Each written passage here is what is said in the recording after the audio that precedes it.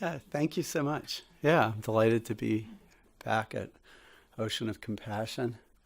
Like seeing the picture of His Holiness out front. Not to get confused with one of those other types of Gelugpa centers. Very easy to tell. You're in the right place that way. Um, well, before I say anything more, maybe we should just take a moment to set our intention for the evening, practice for the welfare of all beings, and in particular, keeping in mind also maybe the welfare of one another here in the room as examples of all beings and supporting each other and learning and practicing the Dharma together. Let's just, take a minute and sit with that.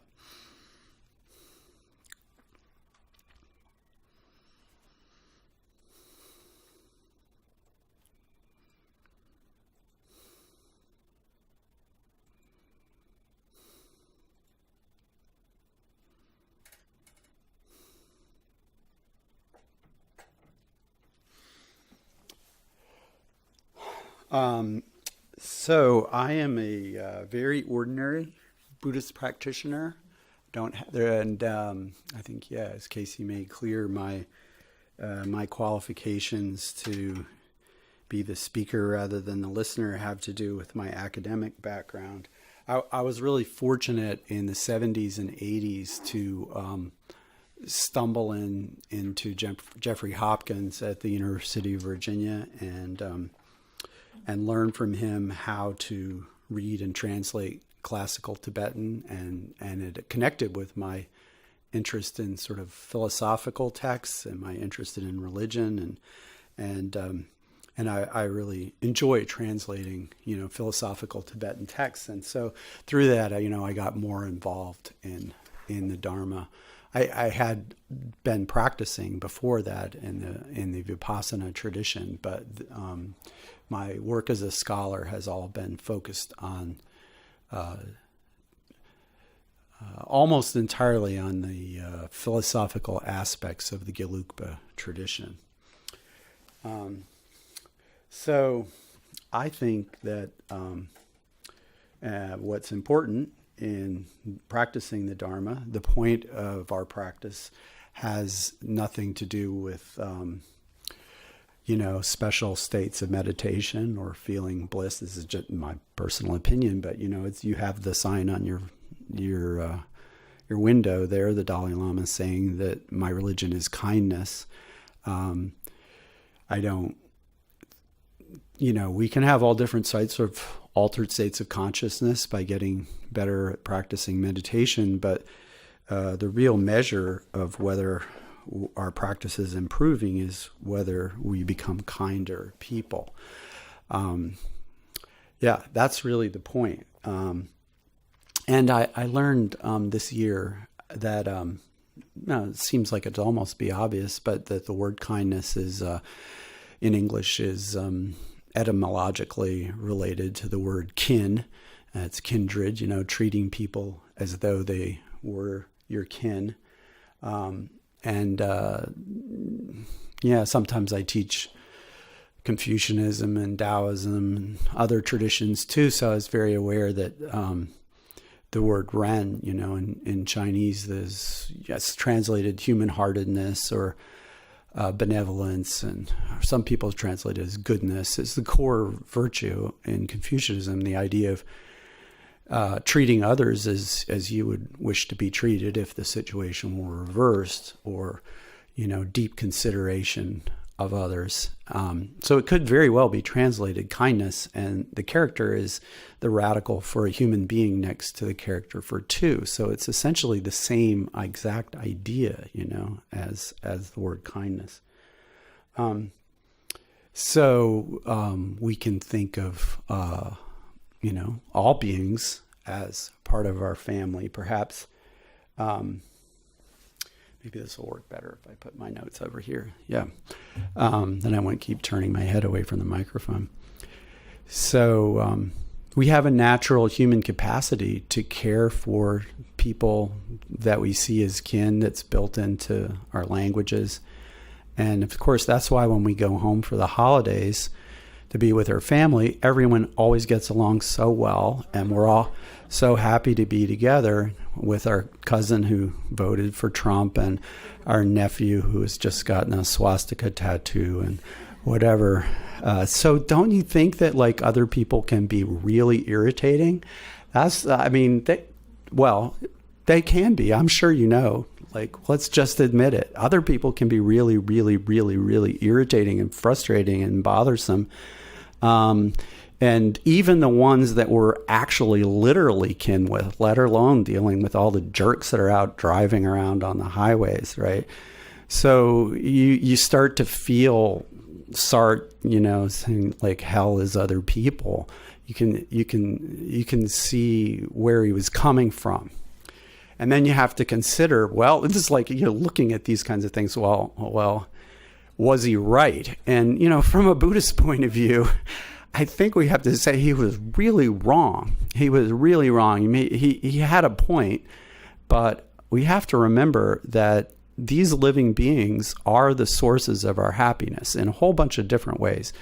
Like, I don't know if you watch some of these end of the world movies. People keep making more movies about the end of the world and what happens at the end of the world. And a lot of them start with one person who doesn't know whether there's anybody else left in the world. And the movie goes on for about 25 minutes. And you're like, oh my gosh, what would that be like if you're the only person left in the world? It would be not so good, right? That would be bad. Like you'd be in solitary confinement to the whole planet, right? And these people who are in solitary confinement, it's torture. They go crazy. Penologically induced psychosis, and so it's like we absolutely need to be with other people. As crazy as other people seem to be, and to be making us, we would be so much worse without those interactions, just like even as our minds are now, like let alone what kind of improvements we could make. I read this week in a book that I'll tell you about later, but you may know, a verse from the first Panchen Lama where he said, there's no amount of suffering that's small enough for me, and there's no amount of happiness that it's enough for me. But all other living beings are exactly like this. And I thought that really worked for me. It's like this idea that we're in this really fundamental way. We are all kin. We would prefer not to think about it because there's so many jerks out there, right? But like there's, that's the way families are.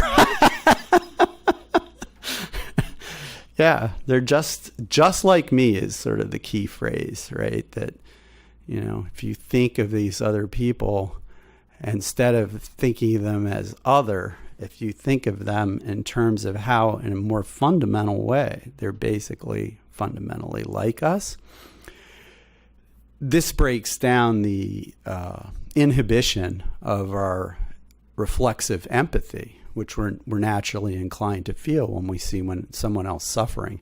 But we can block it if we can construct them as an other. And we can intentionally deconstruct that sense of otherness by focusing on the ways we're fundamentally the same. So, thinking about these things, it made me, think about it like, is there any reasonable basis? And this is, of course, part of the tradition in Tibetan Buddhism. Is there any reasonable basis to constantly prefer our own pleasure and our own happiness over that of other people? If you think about it, like if you can think about it as like a moment, it's like, what do I mean by my own? Like, why is it that I'm looking at the world from here and you're looking at the world from there? I mean, do you see what I'm saying? It's sort of strange in a way. We're all equally real from our own side. Do you know what I'm saying? It's like, how can that be right? You guys are like bit players in my story here. Do you know what I'm saying? But then I know that like each of you have the same kind of thing going. I was thinking, what our own, like my own. It's like almost like there's this gesture that toward the chest or pointing inward. it doesn't really mean anything logically or rationally. It doesn't hold up in court. Yes, Your Honor, but it was my pleasure that was at stake. This isn't an argument.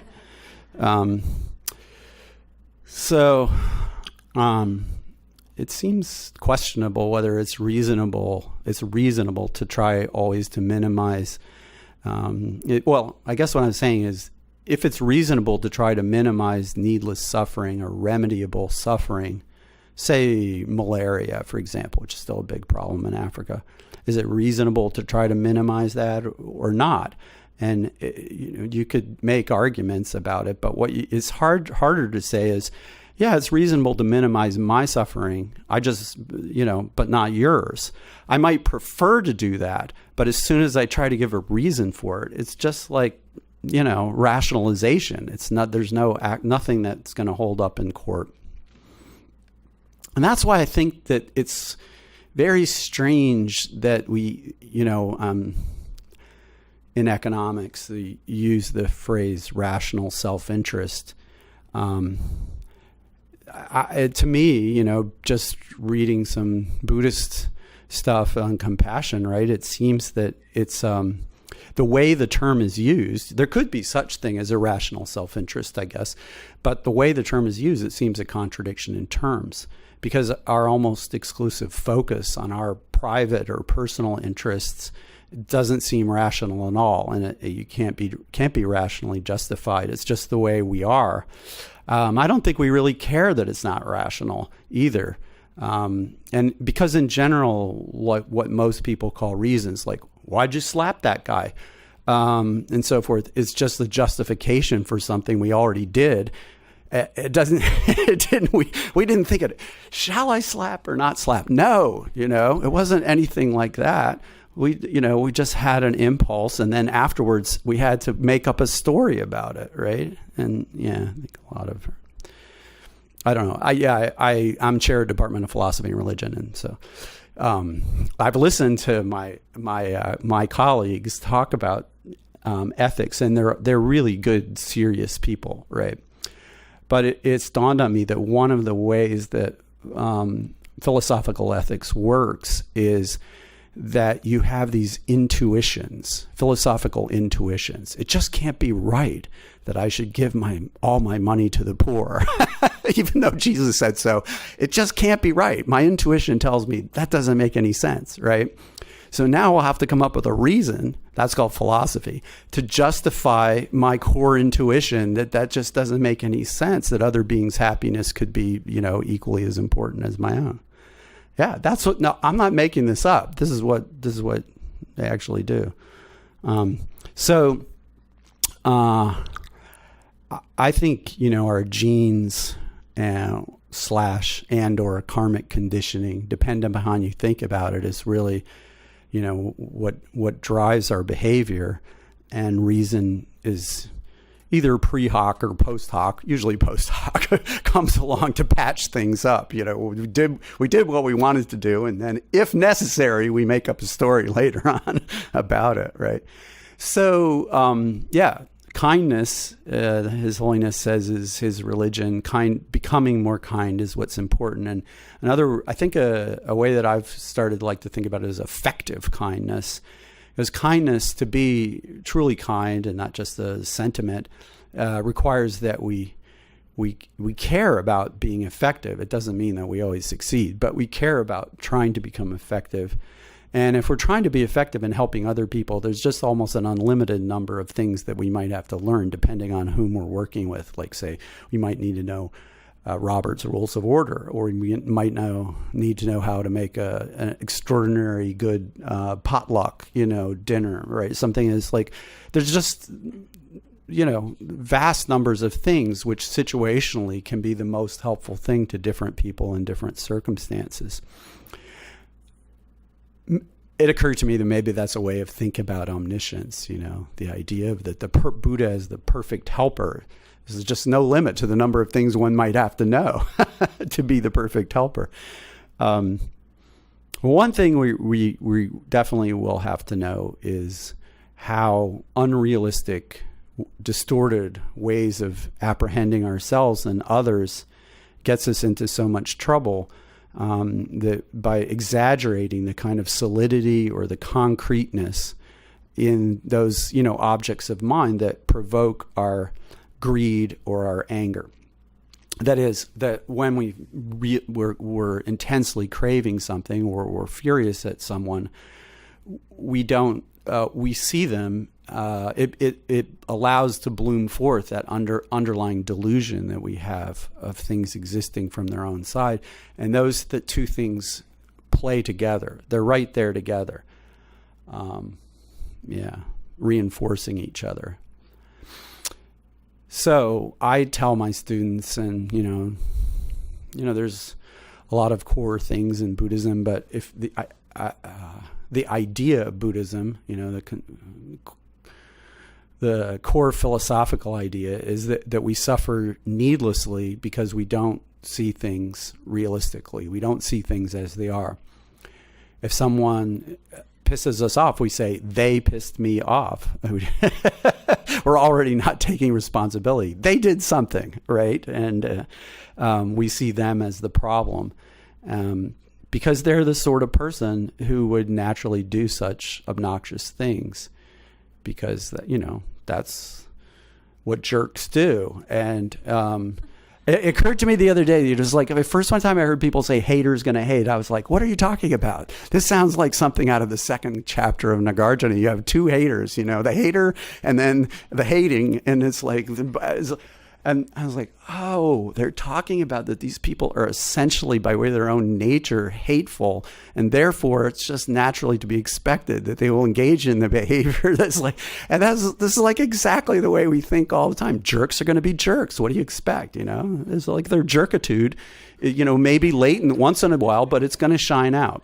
So it seems that we're deeply conditioned by our genes and or karma to see the world around us in some really, if you almost, laughably unrealistic ways. And one of which I alluded to earlier, that the sense that we're central to the story, that the world turns around us, that we're what matters most of all. We're the star of the show in our own minds. And also that we're somehow separate from the other characters in our story. We're separate from the scenery, right? We're separate from the supporting cast and the audience. And we're certainly very, very separate from Nebraska and, all that stuff, out there in the Midwest. All right. So, whatever they're doing in Nebraska, it certainly doesn't have anything to do with us. So, because they're other, right? And then, of course, since we're the core of the story, the center of the story, we reflexively feel ourselves to be permanent or stable beings going through a series of adventures. We're on our life journey that's unfolding around us, as though we were a solid single actor that a series of different things was happening to, right?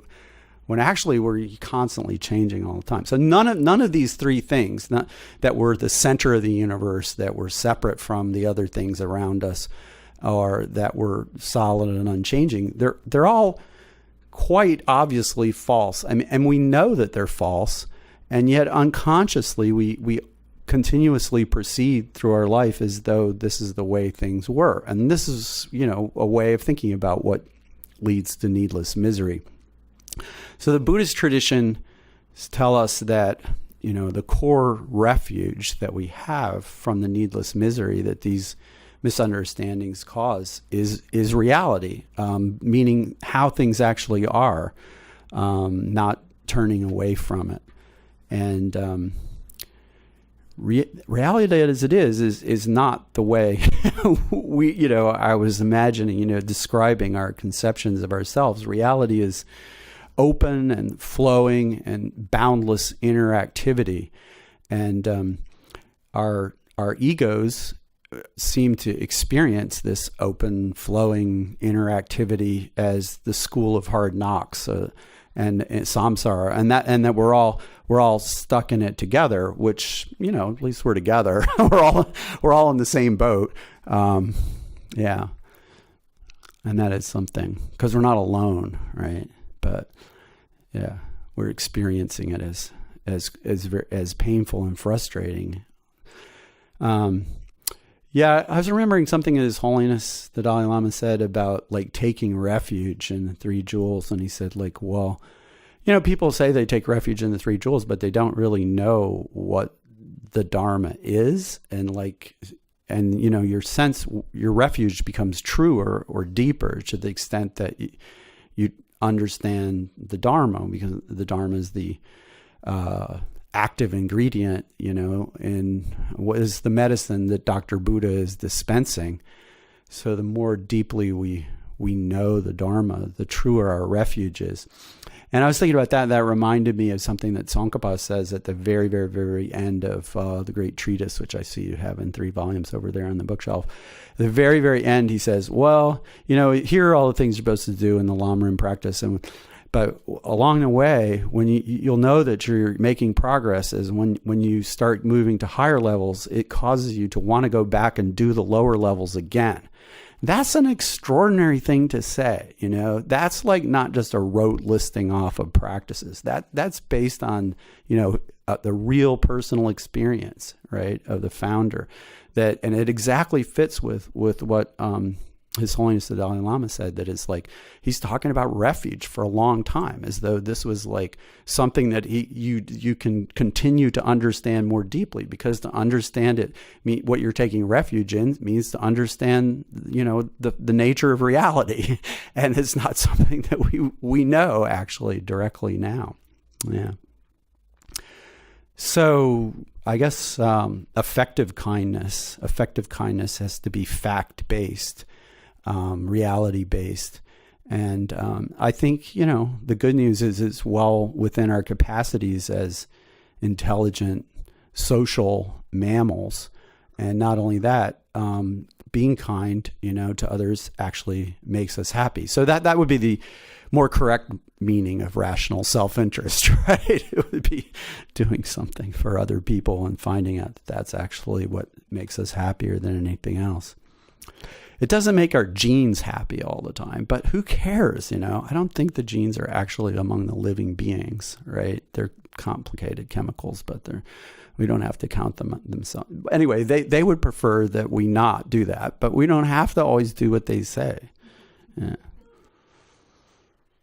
So if we suffer needlessly because we don't see things as they are, then of course, how are things? And that brings me to the nominal topic of this evening's talk.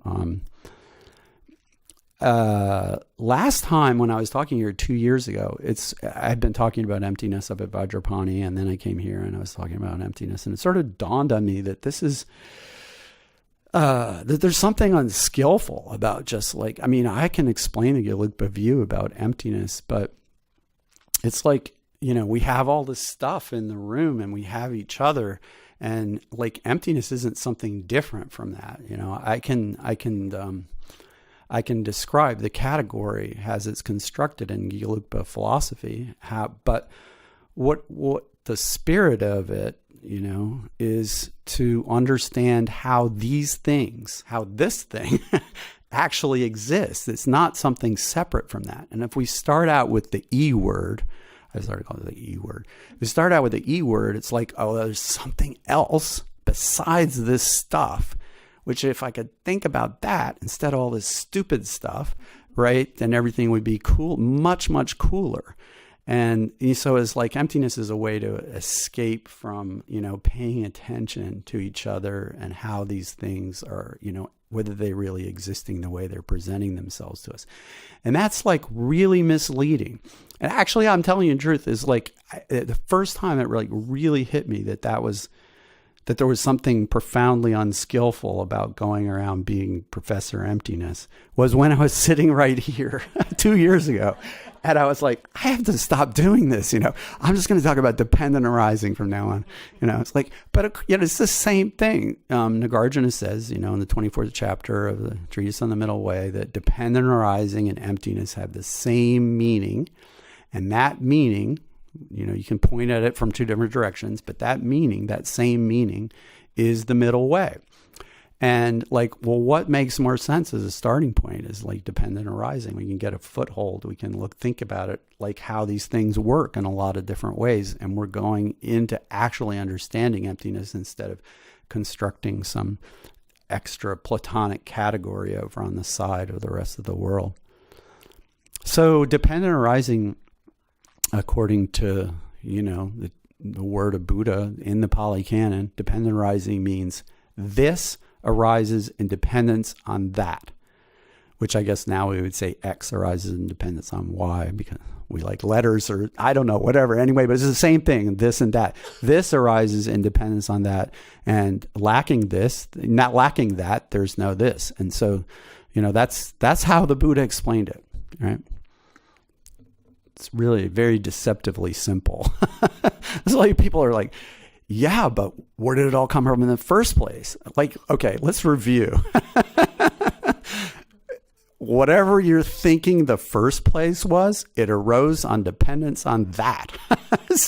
And it goes, right? Yeah.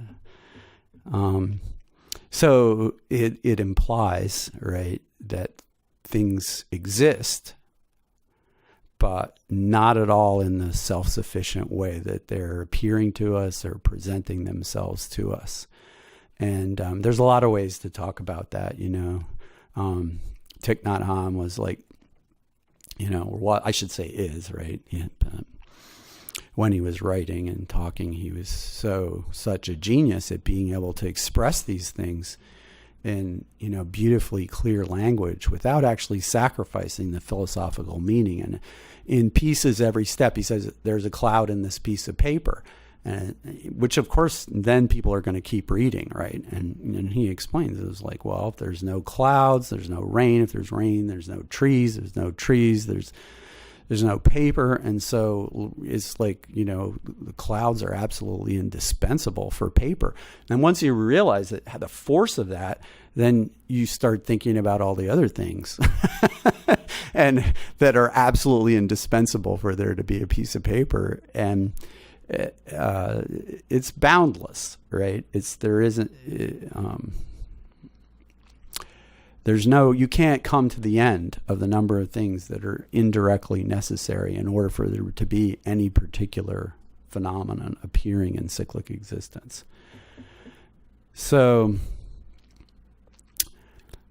one of the problems in talking about, say we're not going to talk about you, we're going to talk about how everything's connected and related. One time I was explaining this to my students in class, and I was saying everything's related to everything else. And really that's what emptiness is talking about. And the students said, well, why don't you call it fullness then? And, well, that's a point. Let's see, why not? Because it's not that each of these things is there and real, and then because it's real, it can get on Tinder or whatever and hook up with the other things. It's not like that, right? It's not. Do you see what I'm saying? It's not there isn't anything except insofar as there's already a network of relationships, and all of the things in that network of relationships are not there except in terms of another boundless network of relationships. And this is hard to fit into our minds. But the fact is that this is how things are, whether it fits. I think it doesn't fit into our minds in part because it's our genes didn't really prefer to it be that way, that we understood it. But maybe it's in our, in our greater interest now to really pay attention. Things are able to, causation is able to work. One thing rises in dependence on another because things are unbound, because they're not locked in. They're open and flowing rather than frozen and static. And this is just, how we talk about emptiness, this lack of a frozen or locked in quality, or you could say more precisely, it's the lack of things being self-instituting, being able to be there just in and of themselves. So that's one way, to talk about it. Another way is that there's, you could say, oh, well, for everything that you point at, this is actually in simplifies, or everything that you point at, there are two natures there, the ultimate nature and the conventional nature. It's like two sides of a coin. Except for one thing, the coin has zero thickness. Like, it's not like there's a little thin coin and, a little bit of it is on the ultimate side and a little bit is on the conventional side. It's like, ultimate and conventional all the way through. And it's like, well, one side, it's true, one side that is one mind, one kind of mind just sees the ultimate, and one side just sees the conventional, but they're actually mutually pervading each other everywhere, right? So that is actually, the Tsongkhapa makes that very clear. For anything you point at, there's both of these things there. So you could say, well, I just want to talk about the conventional side of the table. Well, right there, the conventional side of the table, you have like ultimate nature and conventional nature, everything. I think I talked about last time when I was here, the rabbit duck drawing, which I didn't bring with me, but you can Google rabbit duck. It's a famous drawing from the late 19th century, Austria or Germany. Very beautifully, the original drawing, very beautiful, that it exactly looks like a rabbit and exactly looks like a duck. All the same lines at the same time. But at least I cannot see it as both at the same time. You have to flip back and forth like the chalice face, but like better, right? And I heard that they did, showed this to kids in Germany originally, and they showed it to them in the spring, and most of the kids would say, oh, it's a bunny, and then they showed it to them in the fall, and they'd say duck hunting season, and then they would say it was a duck. Most of them would say it was a duck. And it was like the exact same picture, right? Right. So this is a way to, I like this better than the two sides of the coin, because it's like, no, there's not two sides. It's the same. It's just that there are, you could say there are two mental objects there in the exact same thing. And which mental object you see depends on how you're looking, who's looking. In that case, even when they're looking, right, is a factor, right? So, people say dependent arising is the king of reasonings, by which they mean that it's ultimately the best way to realize emptiness, to understand emptiness. And one of the things they say about it is that all the other arguments that things are empty trace back to dependent arising, which is kind of hard to understand. Another thing that they say, which is easier to understand, is that dependent arising refutes both extremes at the same time. That when you say that things are arising, you've done away with the idea that they're not there. And when you say that they're dependent, you've done away with the idea that they're there on their own. And so just the very idea of this is arising and depends on that, or these things are dependent arising, it carries the full meaning of the middle way just in that phrase. The Dalai Lama one time, I don't know exactly where, I got it secondhand, said that this was the motto of the Buddha, or the slogan of the Buddha was dependent arising. And some of my fellow graduate students when I was at University of Virginia had little buttons made up, saying this is a dependent arising. It's like provoke people to ask about that. So I mentioned to some people before I started that in my Buddhism class at the university, I use Introduction to Tantra by Lama Yeshe. And so he actually has, even though it's a very introductory book, he has in there, an argument for things being empty. But then he seems to sort of assume that people will not be realizing emptiness right then. And so he moves on to say, he said, well, when you look at something that like forcefully impresses itself on your mind and looks like totally awesome for, stops your mind or catches your mind, potentially a basis for greed, right? I can't believe how beautiful that is, or something like that. Or I can't believe what a jerk that guy is being, right? When something impresses your mind, then that's the time to stop and think about like the causes and conditions that are giving rise to that, right? I thought that was like really good. Bringing that reflection on dependent arising into our daily life, like not just like you can do it with every single thing you look at, but most of this stuff, it's like there's so many things that we're seeing all the time, right? And we don't get angry at them all or crave them all. And so, yeah, that's what I say. When something is catching your mind, you're thinking like, oh, there's the World Trade Memorial, or there's the pyramids, or whatever, you see is like has forcefully impresses itself on your mind, then that's a time to reflect on dependent arising. In retrospect, that kind of reminds me, those tricks that Thich Nhat Hanh does, with mindfulness. So like if the phone rings, that's your cue to be mindful again. If you have to stop at a red light, that's your cue. Just train yourself so that like as you go through the day, you have things that are going to happen, right, intermittently, and think of them as cues to, Thich Nhat Hanh's way is to come back to mindfulness, or in Lama Yeshe's way to reflect on the cause and conditions that are making something appear. Yeah, he also says in that same part that next chapter, somewhere around there, that, if you're doing a tantric practice and you're supposed to have realized emptiness, but people really haven't. So then use space to stand in for emptiness until you've actually realized it. And that's actually based on a Perfection of Wisdom Sutra, where the Buddha says that space is the very best example for emptiness, because it's like you see space by way of not seeing what you expected to be there. Yeah, and we expect to find when we look into things some graspable nature, because they present themselves as though they had that. So it's very impressive to find that, that's missing.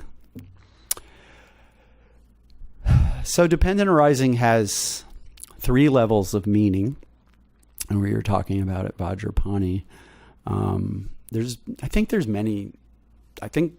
So classically, traditionally, in the teachings, it has 3 levels of meaning. I'm not sure that they're comprehensive. This remains to be examined, right? I mean, in other words, I think that there are probably more than 3 ways you can talk about dependent arising. For example, Nagarjuna and Precious Garland talks about how long and short are dependent. And this is found even not in Buddhism, people talking about how these are only correlatives. They don't, neither long exists, but we can't begin to talk about it except in relationship to short. And so same is true with Picante, it's like we were talking about before. It's like so many things are like that. That's not actually one of the 3, right? And I think there are more things like that. I'll mention another candidate later. But anyway, officially, the 3 levels of meaning of dependent arising are dependence on causes and conditions, which is said to be the narrowest, because there are some things, that don't arise or change moment by moment in time. But all the things we care about do. Really, United States, California, Foundation for the Preservation of the Mahayana Tradition, Lama Zopa Rinpoche. It's like all of these things are like, they arise in dependence on causes and conditions, right? It's like, what are the things we really care about that aren't arising in dependence on causes and conditions? It's pretty hard to think. And then the second is dependence on parts, which is said to include everything in all universes. And that can be hard to work out what that means, but it's very clear that it definitely includes everything that has any sort of extension in space or time. So,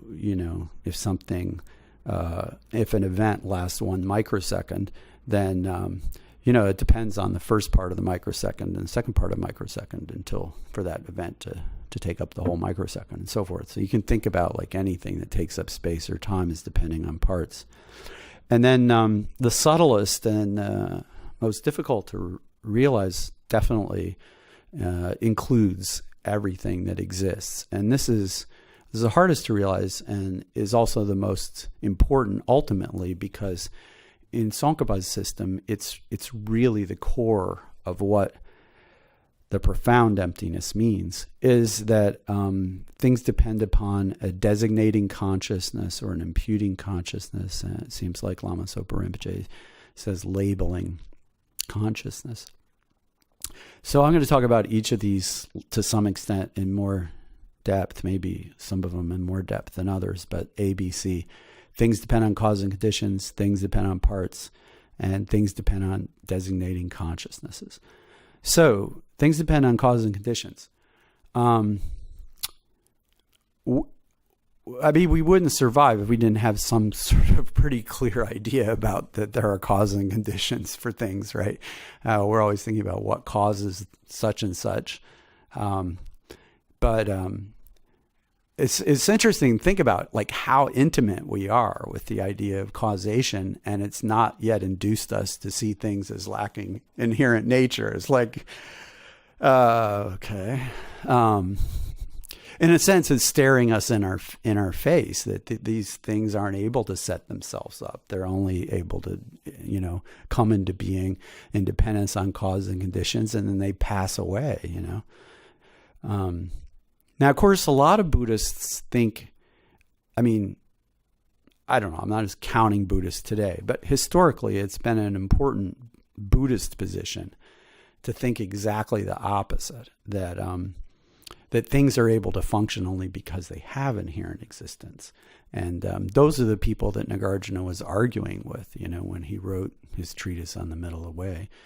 People were afraid that, if you say these things don't have some intrinsic character by which they exist on their own side, you'll destroy their ability to work as causes and conditions, and you'll destroy the Dharma. Things work because they have their own ontological oomph or their own muscle, out there on their own side independently. It's like Buddhist realism, right? It's not that it's not a Buddhist. These are Buddhists, but they just... And Nagarjuna's answers, well, if this were true, if something were just there with its own, way of existing on its own, why would it need a cause anyway? It was like, it starts to quickly not make any sense. It just has its own power to be. And he says that in chapter 24, if you regard things as existing intrinsically, then you should regard all things as having no causes or conditions. So, Sutra, Buddha says, dependent arising means this arises in dependence on that. And in Madhyamaka, we understand that to mean pretty clearly that this is not there on its own power. It doesn't have its own power to set itself up and just be there. As far as I know, ocean of compassion just naturally exists here in and of itself, but you could probably explain to me how that's not true. I think Urs is feeling that. Yeah. So things are actually flickering into and out of existence. It seems to me, most things flickering into existence and out of existence very quickly, depending on the coming together of certain circumstances and the deterioration of those circumstances. And everything's really just like that, or everything we care about, everything for practical purposes. Thousands or millions of circumstances that were the causes for us to be here together in this room. Every one of those millions of circumstances is just like the meeting itself, and that they were not there in the nature of things. They just like our grandparents, they all just like appeared, our great grandparents. They depended on millions of conditions themselves in order to be there. It's unfathomable. I suppose it struck me Joan Halifax and some other people have really popularized the use of the word boundless lately to talk about it. That's kind of cool.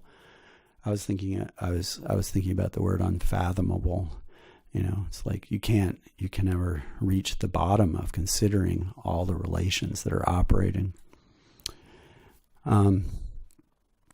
So I'm thinking about this a little bit more. So when this arises in dependence on that, or say X arises in dependence on Y, I don't think we usually want to say that X and Y are exactly the same thing. Now, there were some people in India who said that, and there's some circumstances in which we kind of feel like that. I'll mention in a minute. But in general, if you say X arises in dependence on Y, we're gonna feel that these are going to be two different things. But then if they're really two different things in the way we think of things, like how do we account for the way one is sort of flowing into the other? And when did this one thing become the other? I mean, they're not different. If one thing's the cause of the other, they're not different in the way that horse and cow are different, right? It's like, well, that's not the way we think of acorns and oak trees. That is like, I love the, Alice in Wonderland stories. In my book, Introduction to Emptiness, I had to put this in there that when Alice, begins to fall down the rabbit hole and things get weird, right? She's like, so I wonder if I changed in the night. If I did, I hope I didn't change into Mabel or Prudence, and she's considering, it was like, well, if we're changing, we could be changing into some really unpleasant people that we already know, right? And so, it shows how Lewis Carroll was thinking about like the paradox of how we think about change. But I mean, we can think about it as like, well, are we the same people or different people from the people who got up this morning in our continuum, Am I the same person that I was 10 years ago? Like another thing, is like how people say, oh, how does it feel to turn 40? Does anyone ever know how to answer that question? Like, how does it feel to turn 21? How does it feel to be 50? It's like, feels very similar to the prior moment, I will tell you. And you probably know that.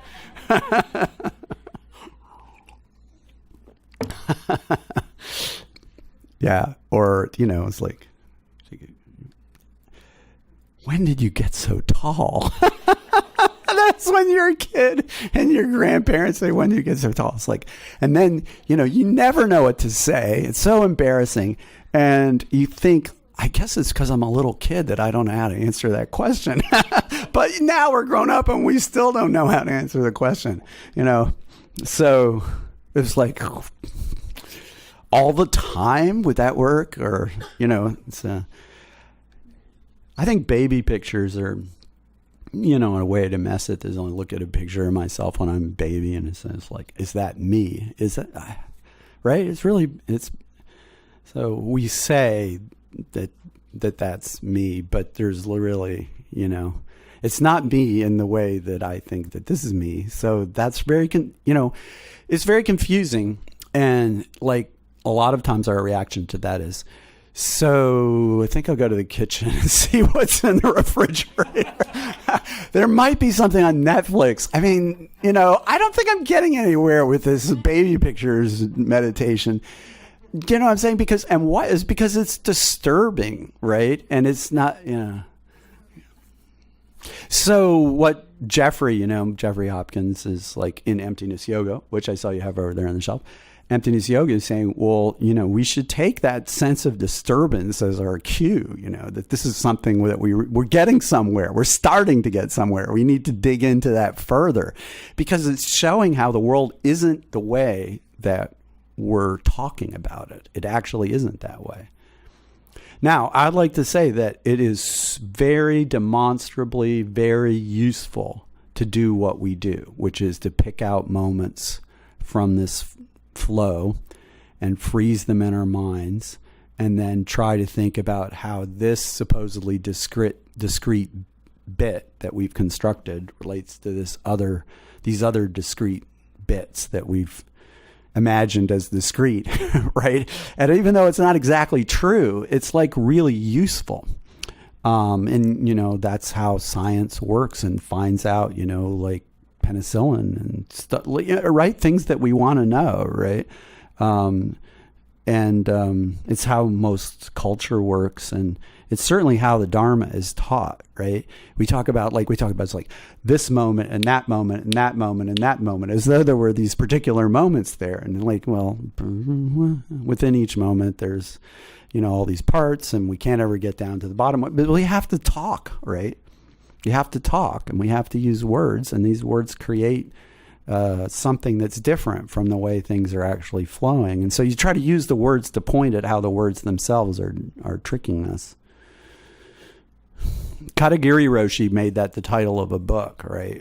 He's the guy who is a Zen master in Minnesota or something. There's a book called You Have to Say Something. It's like, you can't just sit there, it's like, now sometimes silence is good, right? And Buddha used that one too. But what if Buddha just been silent the whole time for 45 years? Like, what was that? Yeah. Well, he wasn't, right? He's like, used his silence strategically, or we say, skillfully, right? So, it's like, I think about this when I teach a class. I'm saying, all right, I'm going to tell you about Buddhism. And I know while I'm talking that since they don't know anything to start with, that there's a lot wrong with what I'm saying, because it's like, right? There's going to be a generalization. There's, I'm going to be thinking in my mind of all the exceptions to the generalizations that do you know what I'm saying? It's like, but you have to say something. Yeah. So anyway, we look very closely into the flow and of things that's beneath our words and thoughts, and there's actually nothing graspable. And there's a couple of ways that are interesting to think about that have a long history. When I was at Vajrapani, Caroline and I walked a couple of times around the Peace Trail or Peace Loop or whatever we call it, and then somebody has built a platform off the trail down right next to the creek where some people can go and sit and meditate and look at the creek flowing. And creeks and rivers and flames are natural, easily examples of this flowing thing. Like, so I think of tables, people. These are actually more like fire or a river. It's just that the fire and the river are disclosing to us the way they're constantly changing. There's nothing that you can pin down there. We just have to stand back pretty far and say, oh, there's a fire over there. But when we go close to it, there's it's something different like every second, right? The same thing with the river. It's like, I'm looking at the river. I can look at it with the steady focus if I'm far enough away, but then you get close to it and you see it's not one thing. It's never the same thing until the next second. Yeah. So it's like that with other things that it's correct and meaningful. This is how we talk, to say that, there's an acorn and there's an oak tree. But if we try to pin down exactly when the acorn becomes the oak tree, we feel like, okay, there's something left out in between, because clearly, there has to be something else. And so we could put something, we'll call it sapling or a shoot. And then, we still have the problem. It's like, well, when did one thing become the other? And it's like pretty clear that the words are distorting the way things actually work. And I think that this is what Shunryu Suzuki Roshi meant when, at the very end of Zen Mind, Beginner's Mind, he said, even before the rain stops, we hear a bird. Now, I don't know, I can't ask him, and he didn't write any commentary on it, but even before the rain stops, we hear a bird.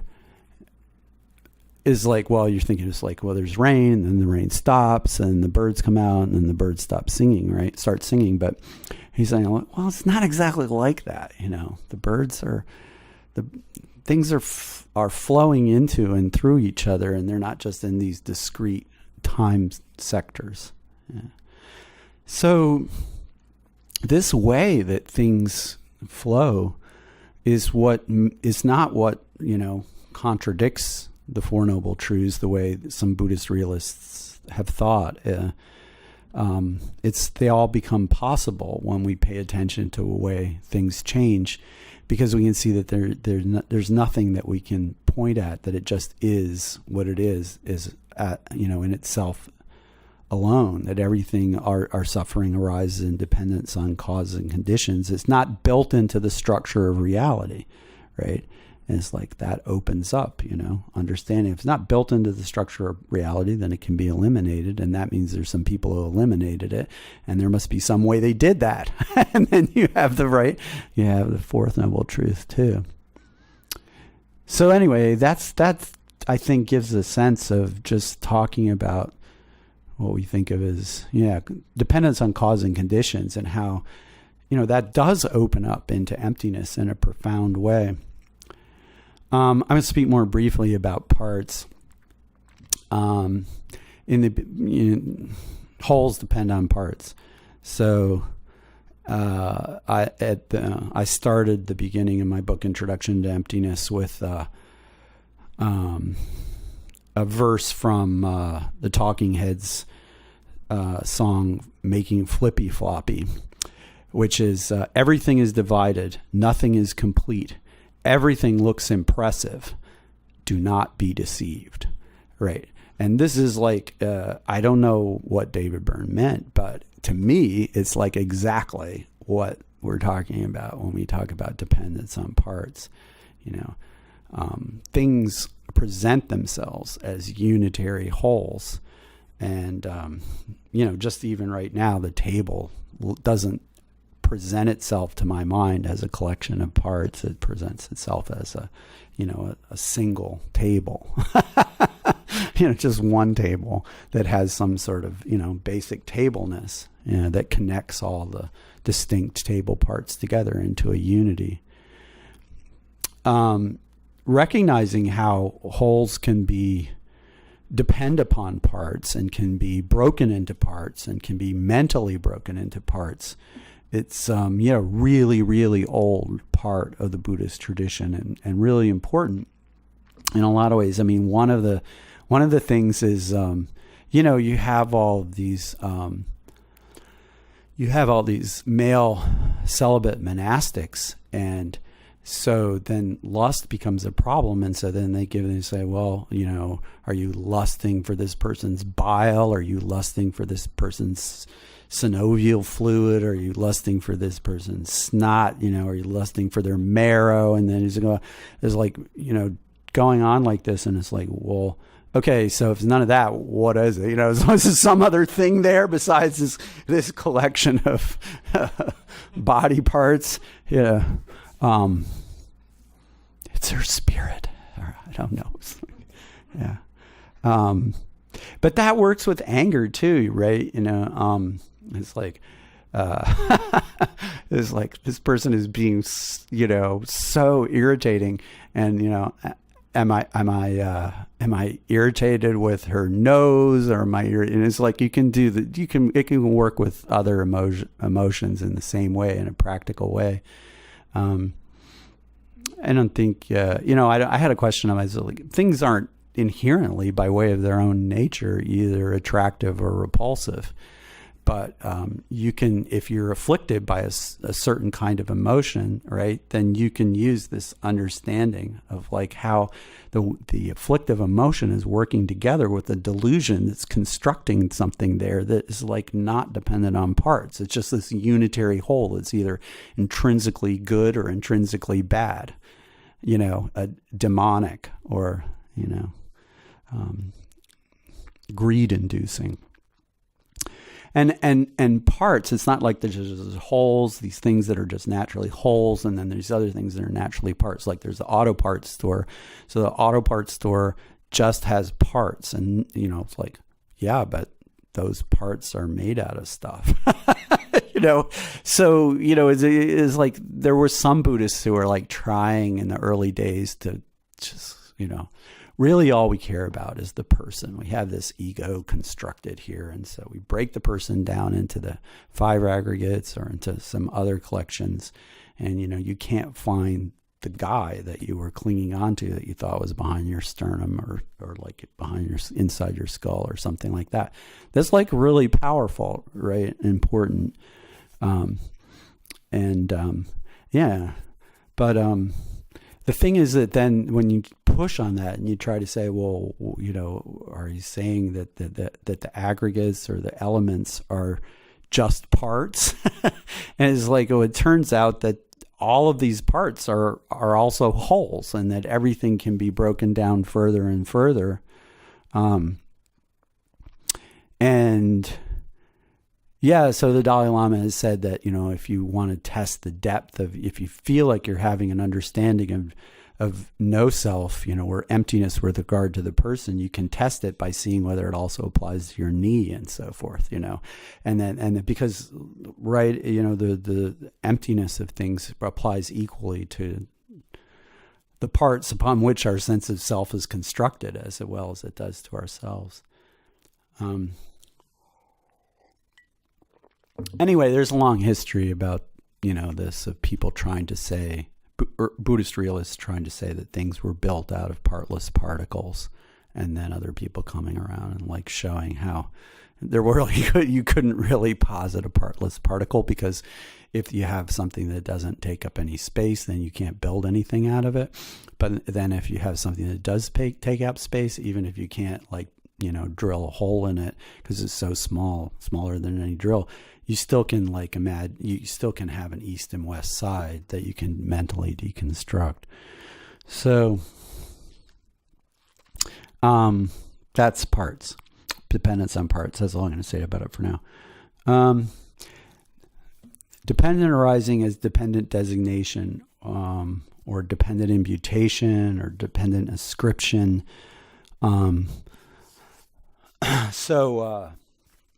guess, when I work with this in my class, I write a letter, I write the letter A up on the blackboard, and and then I go and sit in one of the desks, and I say well, we're just chilling back here, receiving passively the message that's coming down from the blackboard, the message, that is coming in loud and clear, A. And then it's no, perfectly well that, nothing is coming from the blackboard. You are, A-ing that, thing. You're going A, and then you're pretending you didn't, So come clean about this, that you're ascribing this identity, to something that doesn't have any intrinsic A nature at all.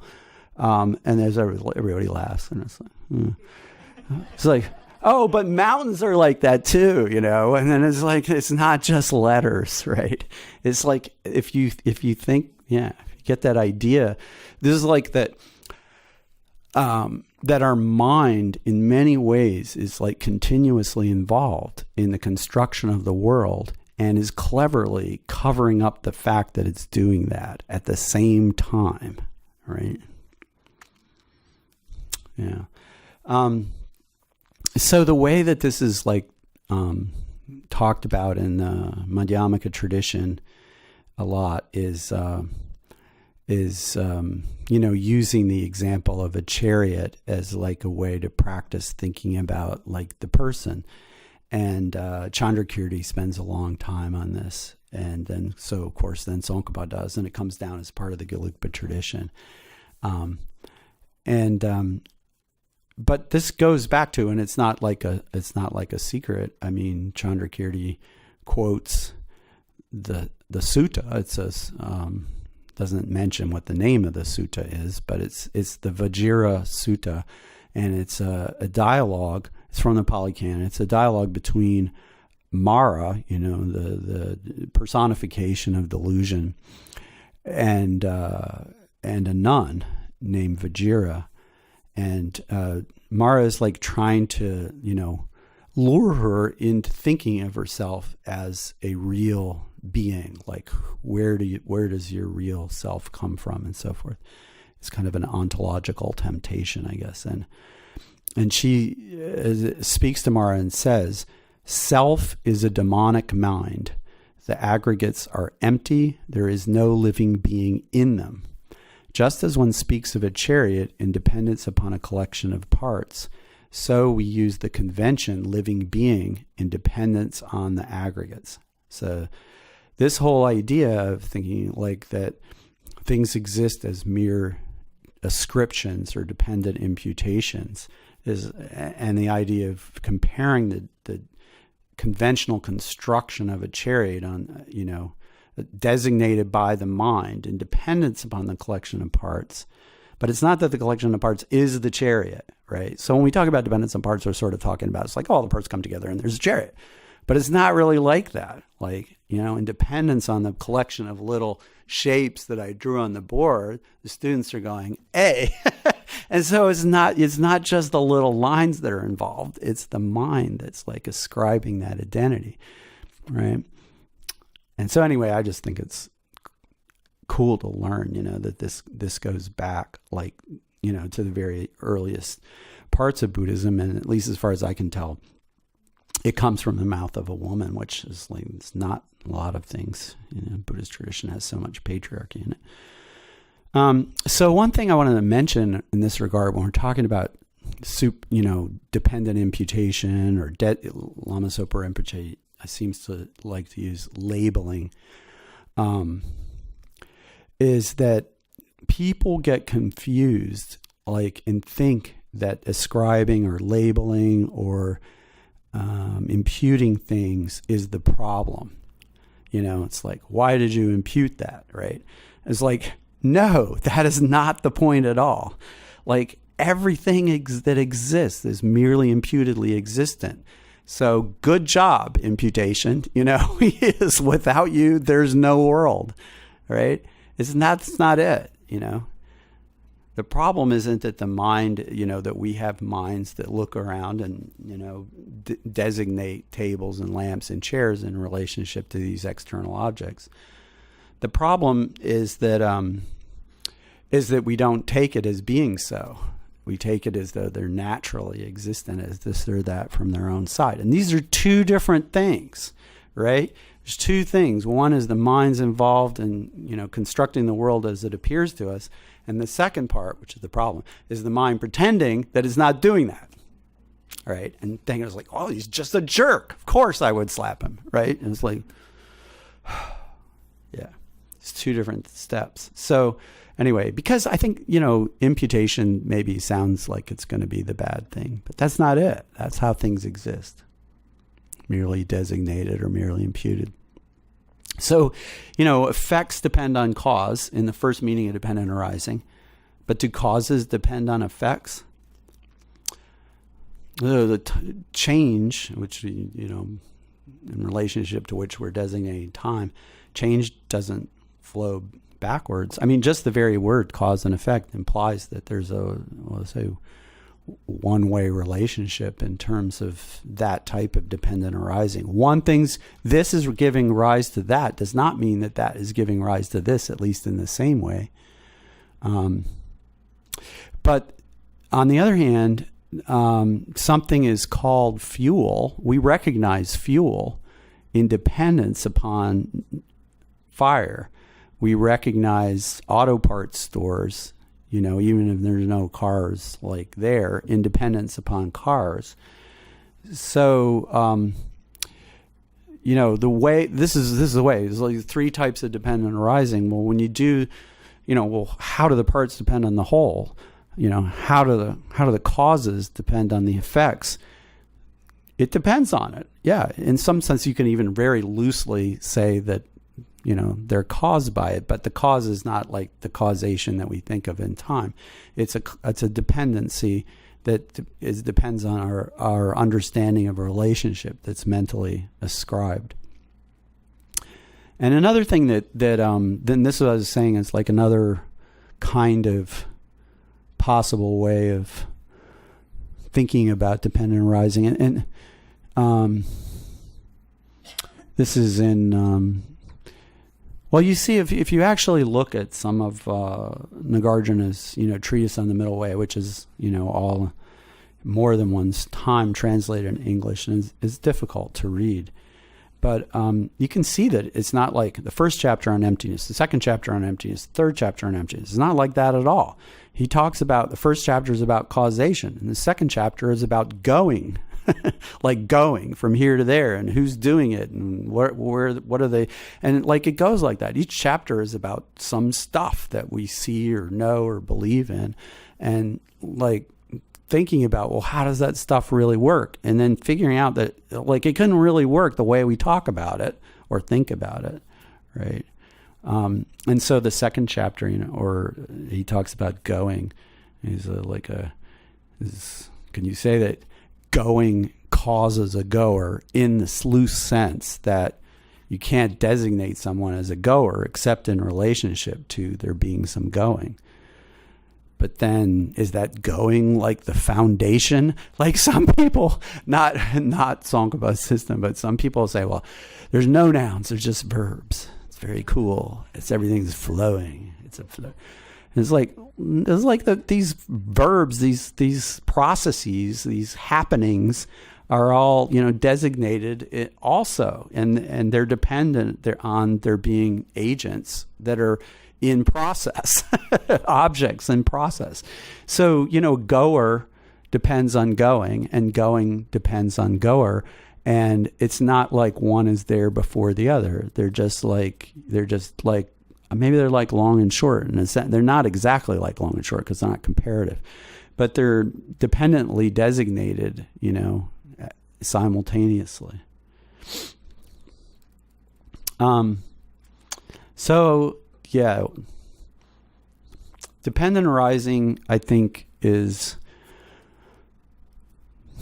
one of the very best starting points for practical everyday meditation that's conducive to understanding emptiness.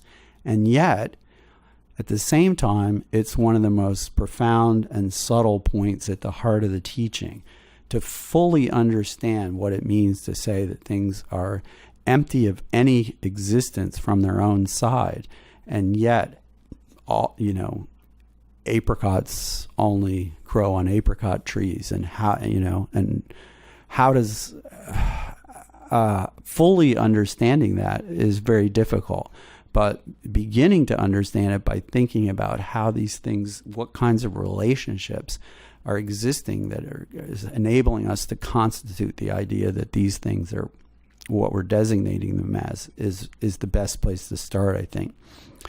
Confidence, independent arising, in the sense that confidence that our actions have effects and that our choices are making a difference, is really like a compass in knowing, when we think about emptiness, whether our sense of emptiness is tipping over into nihilism. This is Dalai Lama said, and other people said that many different times, that it's like famous saying that like compassion is good medicine for everybody. It's arguable, but that's what the tradition says. Compassion is good medicine for everybody. Emptiness is the best medicine for some and poison for others, right? And so there's Dr. Buddha, not a quack, right? Not a quack.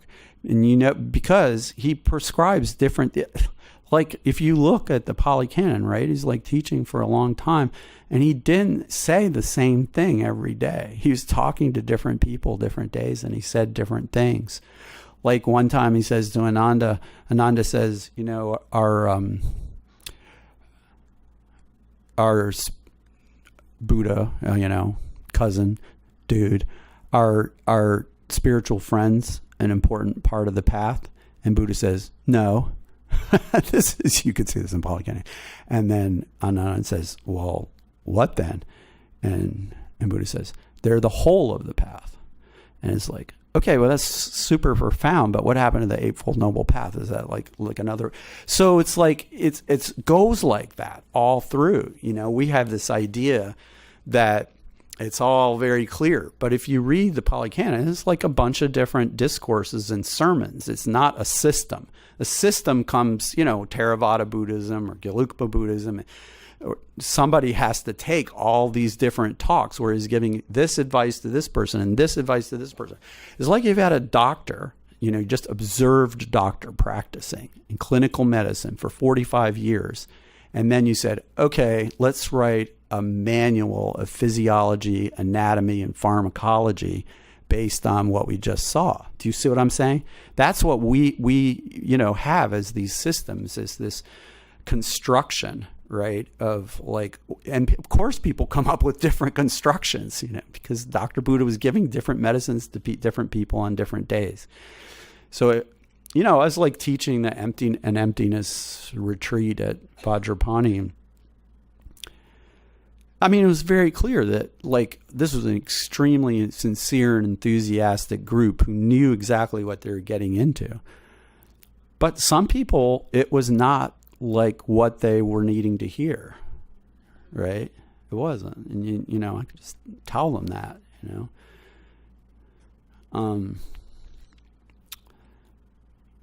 So the very meaning of emptiness is dependent arising. It's a very profound point and good place to start, and yet difficult to fully penetrate. Tsongkhapa says that if we practice properly, it will dawn on us that it is only things that are completely devoid of inherent existence that can function as causes and effects. Let me take a sip of water.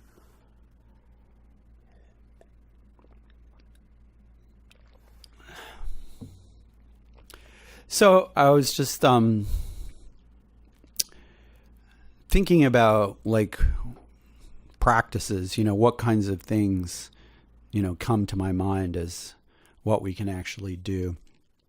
And I think that we have a lot of opportunities to practice every day because there's so many stressful and frustrating things that happen.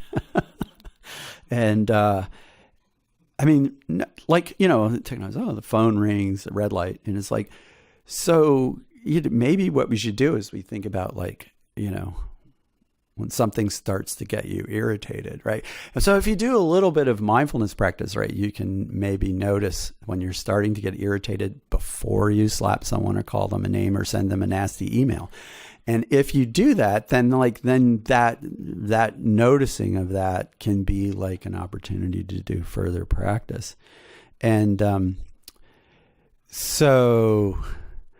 we could get to the point then, if we do this, like we could get to the point where we consider situations where someone irritates us as a practice opportunity. Do you know what I'm saying? Rather than it's like, being really furious. It's like, I'm getting an opportunity to do some work here. And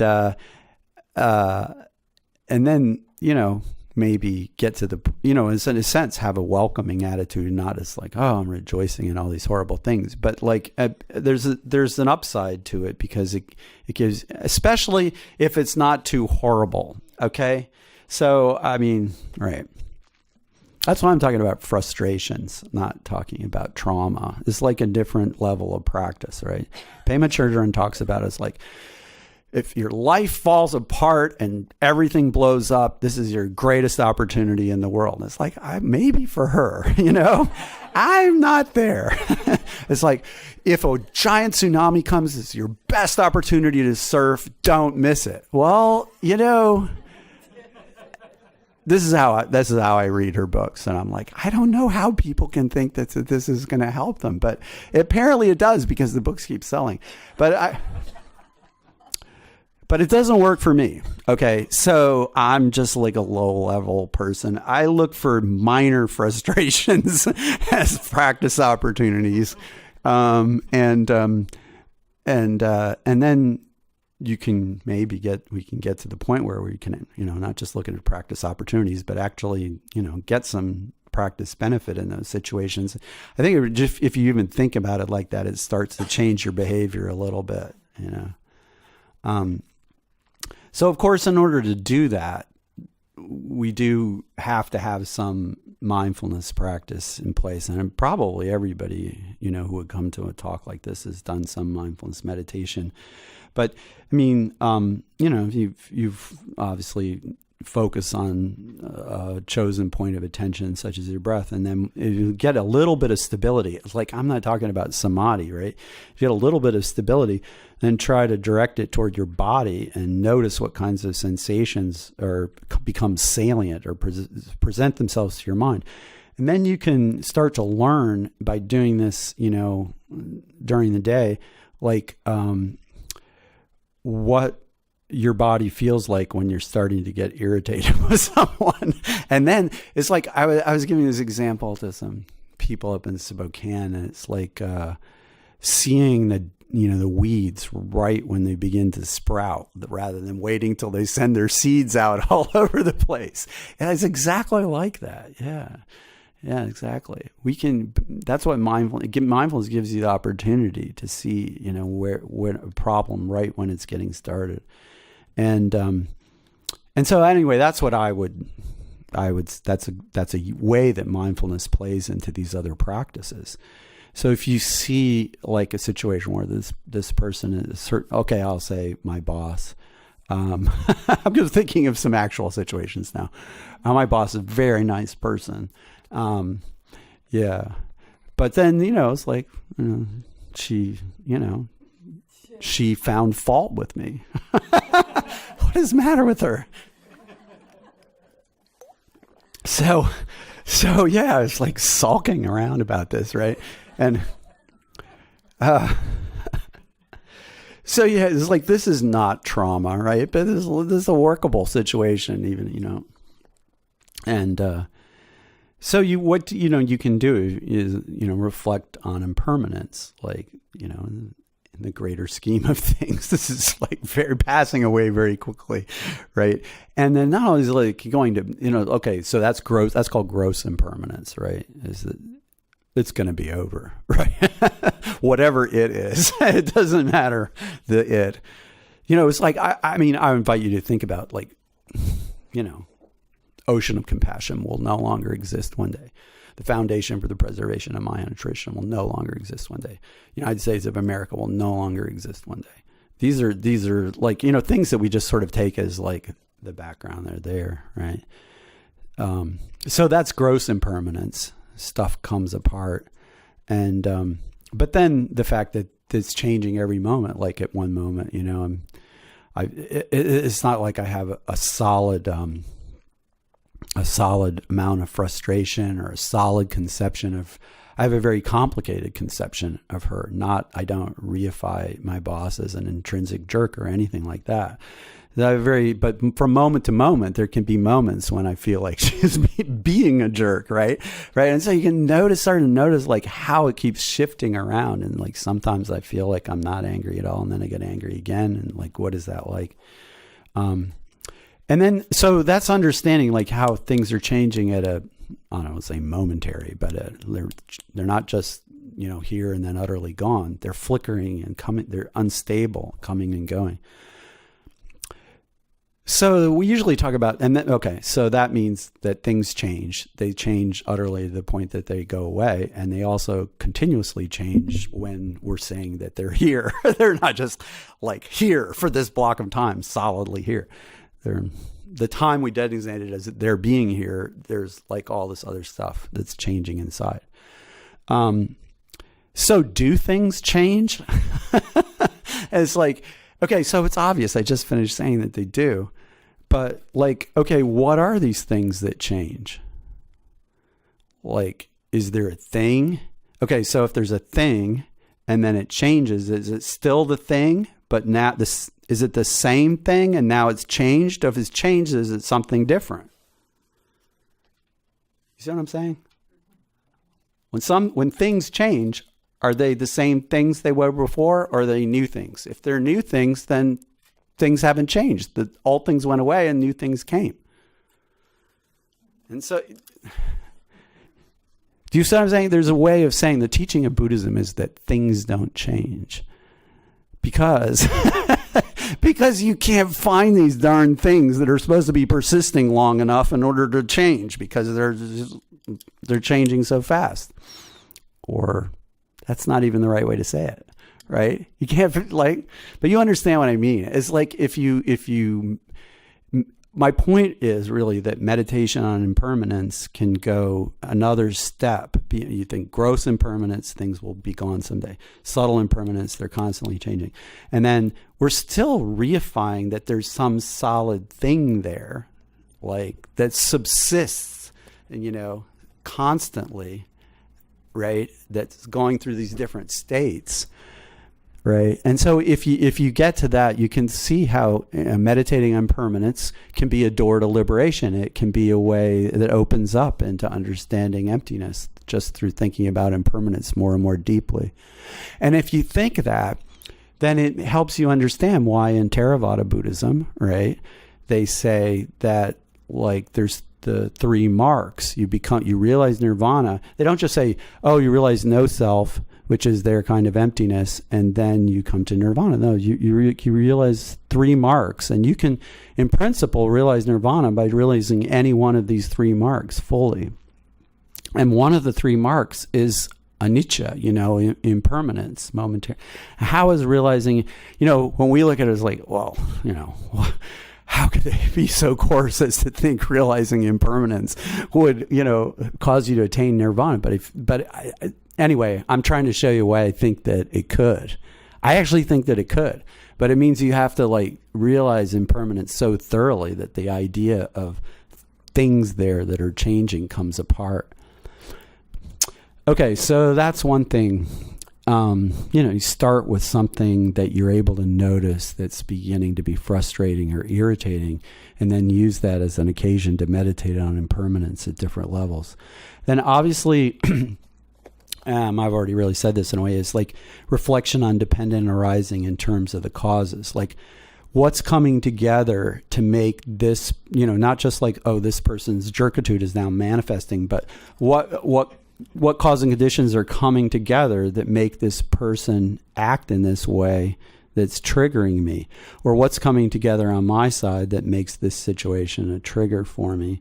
Reflecting on the causes and conditions rather than just taking it as something that's like objectively established as bad and needing to have harm inflicted. Or you can do reflection on dependent arising in terms of parts. I think if you're angry at somebody, you can try the technique of seeing which part of them that you're really angry at. It's like, well, I'm angry at their mind, not at their body, right? To start with. Well, which part of their mind, which moment of their mind? And there's mind is like designated in relationship to a stream of changing moments of mental states, a series of ever-changing mental states. Was there a particular mental state that you want to destroy? It's like you have to do that if you're going to, right? Break it. Like if I just say, I'm not angry at their synovial fluid. What the heck? I'm angry at their mind, right? And it's like their mind is intrinsically bad, right? You can't leave it at that. Yeah, right. Another thing you can do is try to look at the situation in a way that, like, you could say, take a third party stance, or like I do this thing where I say, like, well, okay, I want happiness, and you want happiness, and but who's to judge? Well, maybe we can have, the clock.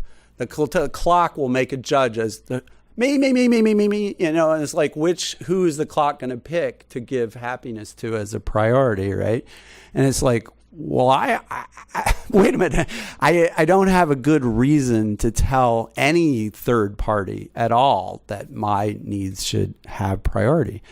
We talked about that a little earlier. Well, it's like the same thing in this kind of situation where you have a conflict. You can imagine, well, how does this look to someone who's not here, just like is not from my university, who just parachuted down, and is like, God, these people are crazy, I don't know what, it's like okay, the point of that is to depersonalize it, right? You're actually in the situation, but, you can take a third party, you can adopt a third party perspective on the situation. Shantideva, like, sort of like points us in that direction when, you know, he says, when somebody is an antagonist, you know, think of them not as a person, but in terms of all the processes that are going on there.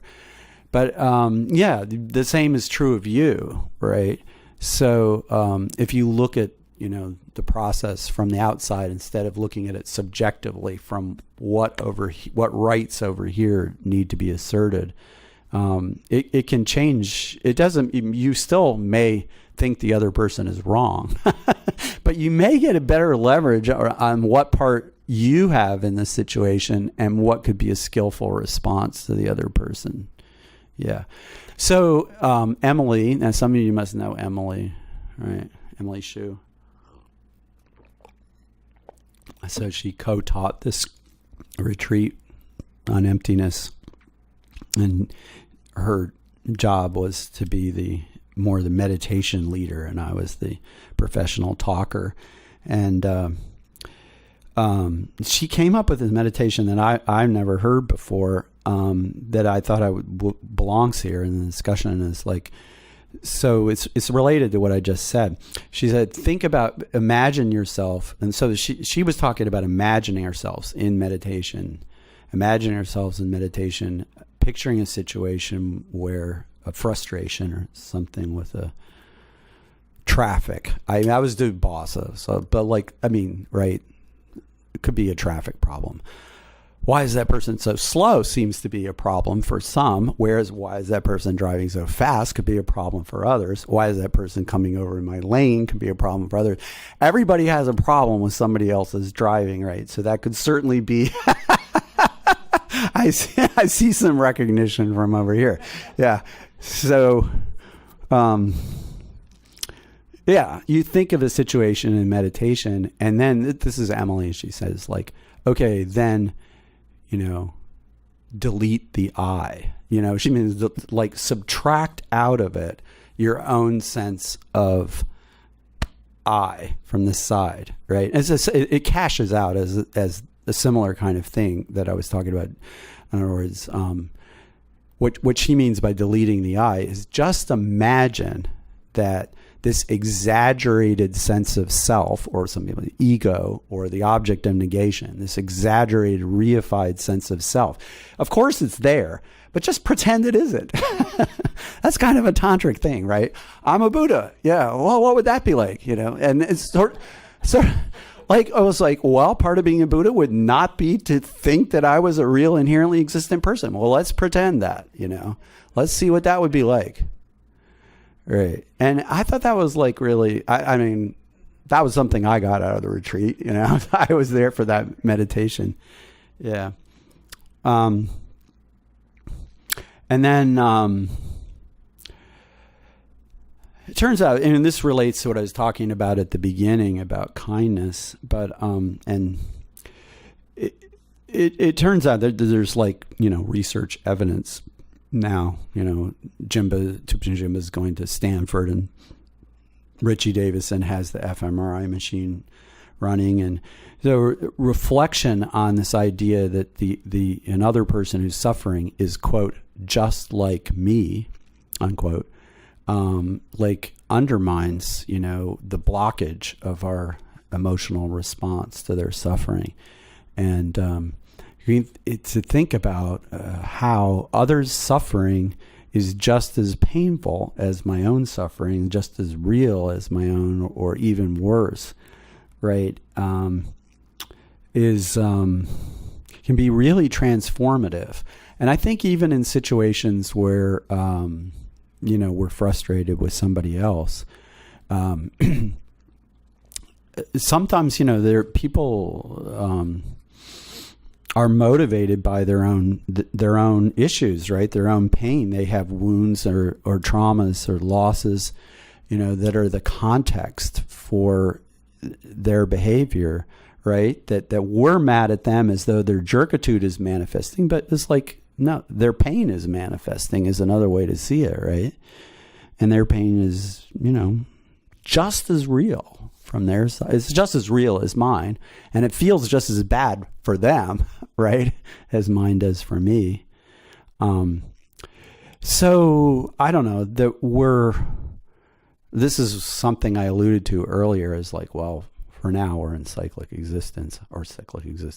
I stopped saying cyclic existence and started saying cyclic existence because my undergraduates would not stop writing sickly, Sickly. And I was like, that's kind of right, but that's not what I said.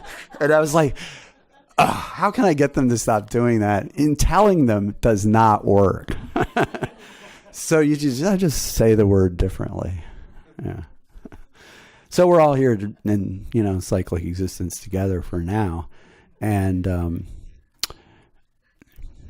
there can be a solidarity on there's solidarity on the cancer ward. Do you know what I'm saying? That's what I'm saying. It's like we're brothers and sisters here in the pain family, and that's something deep. If you really pay attention to it. You can see it, if you go to veteran support groups or groups to support people who've lost children and are grieving, and the comfort and solidarity that you find together with being somebody whose pain you actually recognize and who can sees your pain, like that's a really important thing. And it's in Buddhism too, right?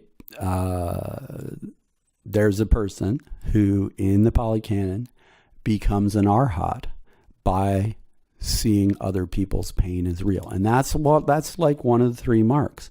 It's not just realizing no self and impermanence. It's like, oh, this woman, Kisa Gotami, became an arhat by realizing other people's pain as real. And, right, the story is that she lost her son, who was like a toddler basically, to an accident, and was insane with grief. And then Buddha told her to get some mustard seed from, and she said, okay, go get it. And then he said, yeah, you should get it from a house where no one has experienced this kind of loss. And so then she goes around through the town, and now I'm gonna add into the story. It's like, well, a third of the people, half of the people, everybody's had losses in their family, and some of those people will tell her the story, right? And so by the end of the day, she's heard hundreds of different stories of other people's trauma, right? And some of it's actually even worse than hers, right? And it just completely transforms her mind and opens her heart, right? So that's a thing, I'm referring back to the practice, our practice in dealing with situations with other people. Is we can take them as our siblings in pain and responding to their own wounds. So I'm going to make some final remarks and then see if people have any questions. So however things are going for us, there's actually nothing fixed in our nature or in that other jerk's nature that makes things like this. That's what,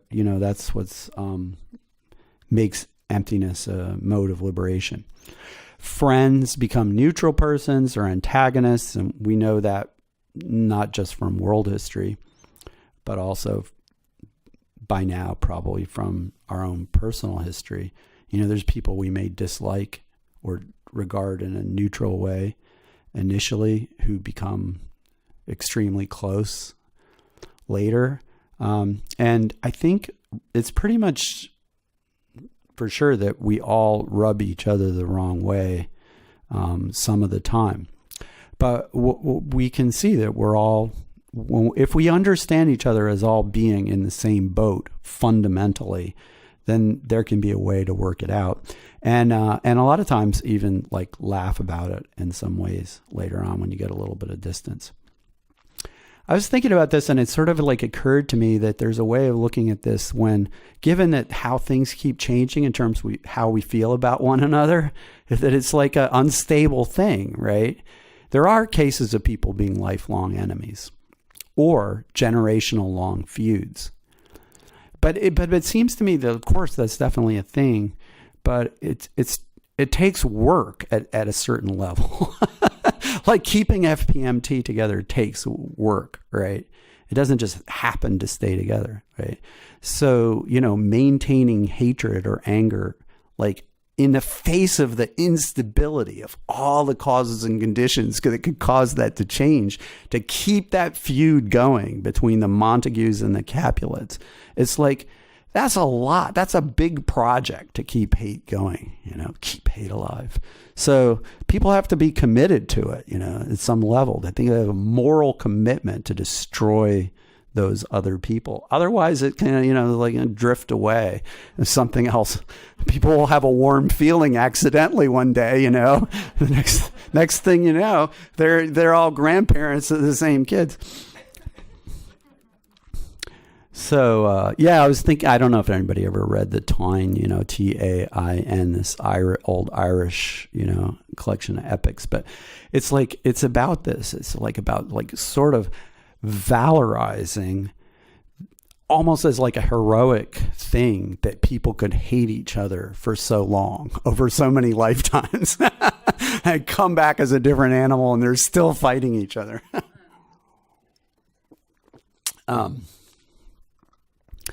So, if you think about it like that, it's a little sort of vaguely hopeful in a certain sense, because it seems to, like the story of Romeo and Juliet, for example, it seems to show that like enmity, hatred, mutual hatred is not actually in the nature of the universe. It's one of the things that appears in the universe. It's not built into the structure of reality, right? And, if we don't have that determination to keep it going, then there's, we think, oh, well, letting this go when this person's being such a jerk is really hard. And it is hard.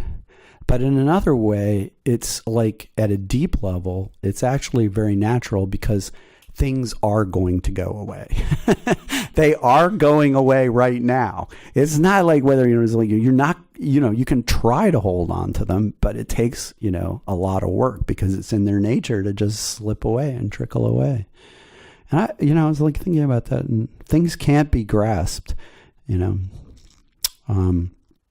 if we could hold on to something we desire and it make us happy, or hold on to something that we hate and squeeze it and that would make us happy, then Buddha, misled us in telling us, not to grasp onto things. So, no, don't grasp those things. Even if you grasp them, it will make you happy, but don't do it. It's not like that, right? Just, it can't be done. They're unholdable.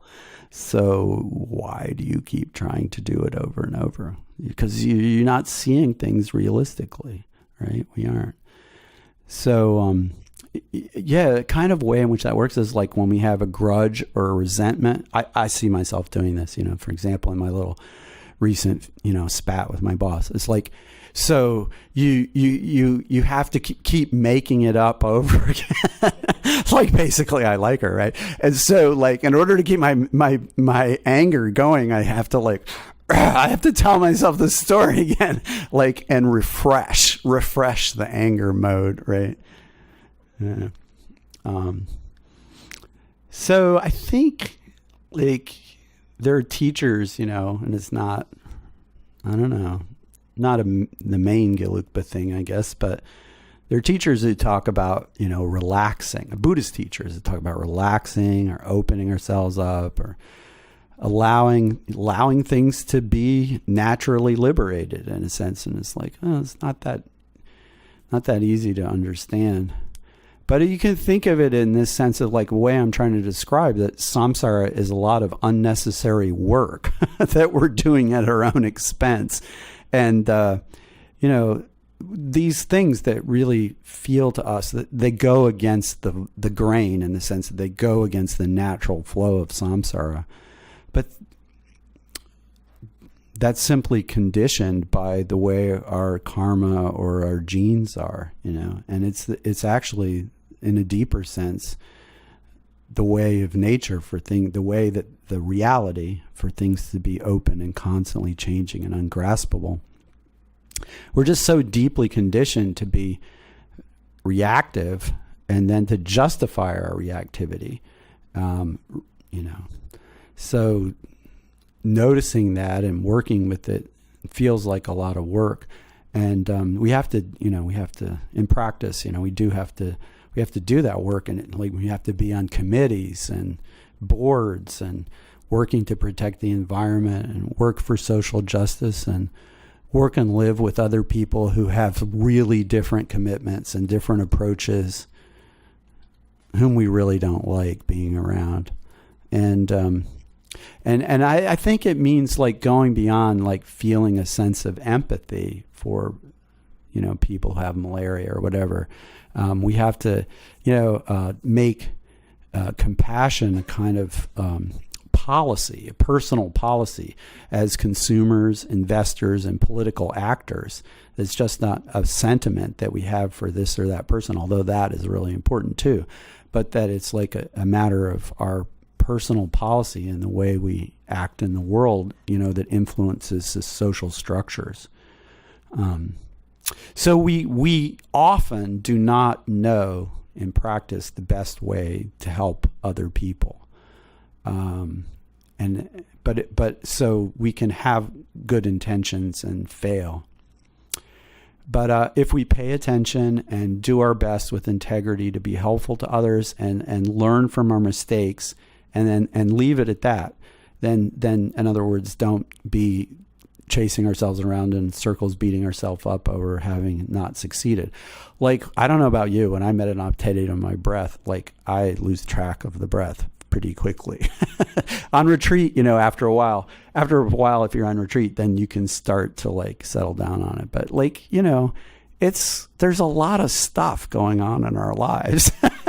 It's like I keep coming back to the breath and it's really nice and refreshing. And then it's like I start thinking about something else. So, the instruction is like not to beat yourself up, not to get frustrated, just like notice as soon as you can and come back to the breath. So it's like that with being kind. It's like we will fail. And so like if we know in advance, yes, you will be unsuccessful, and that's part of the game. Like if you play, you will hit the ball into the wrong court. Whatever it is you're trying to do, you want to get better at it. You have to like build a lot of mistakes into the process, and we can become a little bit more like the Bodhisattva of compassion, the Dalai Lama. Anyway, the book that I alluding to earlier and a little bit referencing here in my last remarks is A Fearless Heart by Thupten Jinpa, the Dalai Lama's translator for the last few decades, I guess.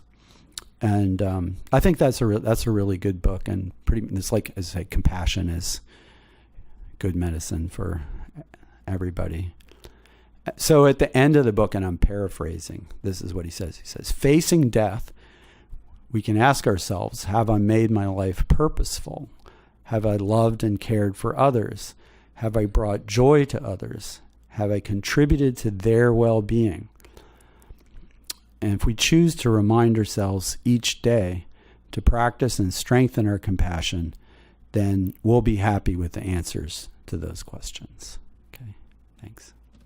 Yeah, I'm happy. So while I have 11 minutes or so, whatever, Urs is lawmaker here, so whatever. Yeah. Questions? Yes. Well, this is on a little different topic, but I hope you'll answer it because I've been wanting to ask you this for a year. In A Buddhist Grief Observed, you talked a little bit about your view of karma, and it was a slightly different, a little unfamiliar. Can you elaborate on that a little bit? I will, but okay, so, I mean, if I elaborate on my view of karma, you have to realize that I'm talking not as ex officio. I'm not speaking ex cathedra for the Gelugpa order. this is a person here who has, his own views. And if you read that book, you know perfectly well, as like a caveat lector in the beginning, that like many people think that because all of my other publications are really dedicated to trying to clearly explain or translate Gelugpa texts, that I'm a Gelugpa. I am not a Gelugpa, and I'm not even sure. I mean, if people want to call themselves a Gelugpa, I guess they can. But for me, it doesn't make sense as, an American. I feel like being a Gelugpa is kind of a Tibetan thing. But that's up to you. You can think of yourself as a Gelugpa. What I'm is like as an American Buddhist who's like intensely grateful to many different Buddhist traditions, and especially, have a connection with Tsongkhapa's philosophy and His Holiness the Dalai Lama. But that doesn't make me a Gelugpa. So I can have my own views about things. I do. And I hadn't really, until that particular book, I hadn't really come out with them. And of course, not everybody likes it to hear. But, okay, so what I say is that, so the traditional metaphor is that karma is, we can, it's a metaphor, right? It's not like there's the karma seed and the sunflower seed or something like that. It's like a metaphor, metaphorically like a seed. And that it's, resides somehow in our mind until some future time when the circumstances that become right for it to ripen into a circumstance, a situation, or an appearance in a certain kind of world or body or something like that. And I think, and I think I'm not the only one. David Loy has argued something similar in one of his books, that there's kind of a difference between, well, first of all, let me put it like this. The idea in many Mahayana sutras and in, traditions in the Mahayana that are based on those is that nothing ever happens to you, for better or worse, that's not the result of your karma. If anything bad happens to you, it's because you did something bad. And if anything good happens to you, it's because you, that is some prior version of you in that specific personal continuum, did something good, right? So that is a teaching in the Mahayana Sutras. But on the other hand, I don't think it's the teaching in the Pali Canon. And because in the Pali Canon, as I quote in there, Buddha is asked whether, Brahmins and pundits who hold that view is true are correct. And he says, they don't know what they're talking about.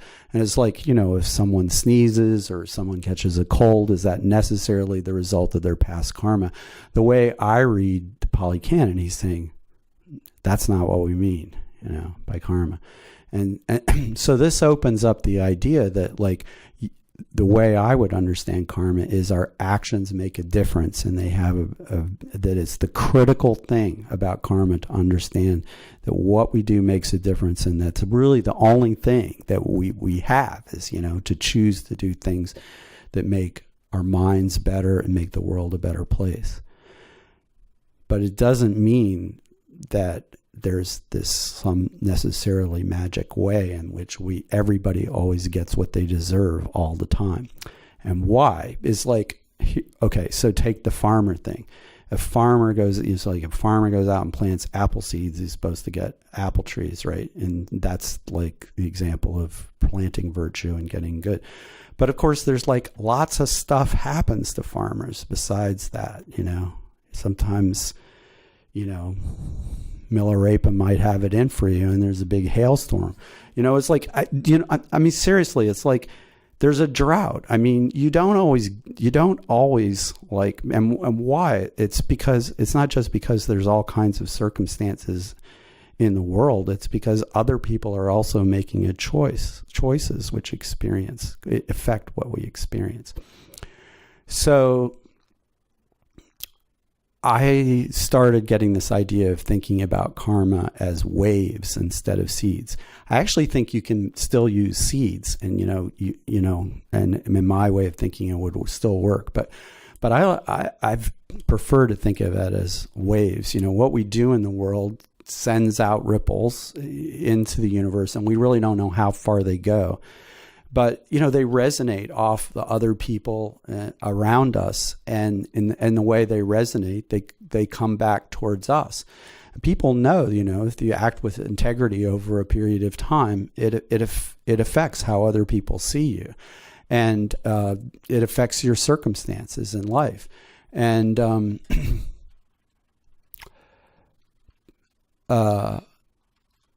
but you know, if you're in a rowboat and a big, you know, tanker ship comes by, you know, it's not like you're necessarily getting swamped because of something you did. There was a hurricane, you know, that hit New Orleans. I am not going to say that all those people in New Orleans in this or any other lifetime did something specifically to, and I know this is heterodox. So I was like, I wasn't going to say that unless you asked the question, but you asked the question. I think this is not acceptable to me. Like all the people who died in the tsunami in the Indian Ocean, like 60,000 people or something like that, is like, you know, maybe those people's families, you know, find something, you know, consoling in believing that this was the result of their past actions. But it doesn't work for me. I think that the karma means that our choices make a difference, and we have to take responsibility for them. But making a difference doesn't mean having control. Control or a guarantee that life will be fair is like not what karma is about for me.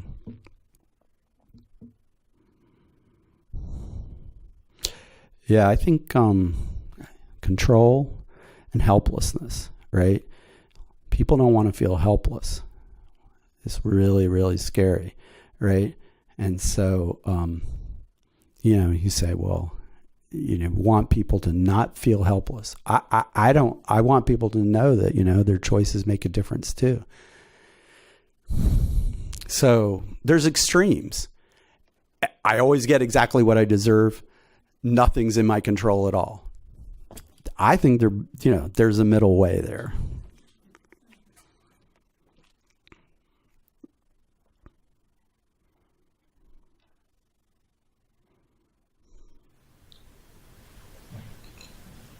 I have a quick question. So minuscule and so small compared to everything. But you were saying, I was thinking of impermanence prior to you talking about it in some context. Yeah. But let's say you said, okay, if it's say it's a tulip and you planted the seed and you got the tulip. Yeah. Well, are you saying that when that tulip dies, because everything passes away, it's no longer a tulip, when in the ground there's still the bulb? It's true. So is it still a tulip? To me, it's still a tulip. It's just not. Oh, no. I get what you're saying. So what it's just semantics, and it's, if I were to ever explain it to someone, I really don't want to. Right. No. Okay. So I see exactly what you're saying. It's like, there are a lot of things like that. You do have to think it through carefully. So, like you could say that the acorn and the oak tree are both oak, right? You could say that if I take a banana and chop it up, both parts are banana. But this part is not the part that was over here, and this part is not the part that was over there. So, you know, there's the tulip bulb, and then there's the tulip flower. It's true that in one sense, they're different things, you know, that are tulip, but they're in a continuum. This is what So you are saying they're different things. Okay, do you want to know whether things that are in a continuum are different or the same? Like, am I the same as the baby that was 9 months old in those pictures? There is an answer to the question, right? According to the system, conventionally, right, they're different, but they're able to be part of a continuum and be designated, right, from the outside, because there's no inherent existence, right? You can't, right. So when I say it's like, well, I'm neither. I feel like I'm. Am I one with or am I not one with the baby? In those pictures, it's like what I'm trying to do is not say, well, the answer is neither. It's some mystery.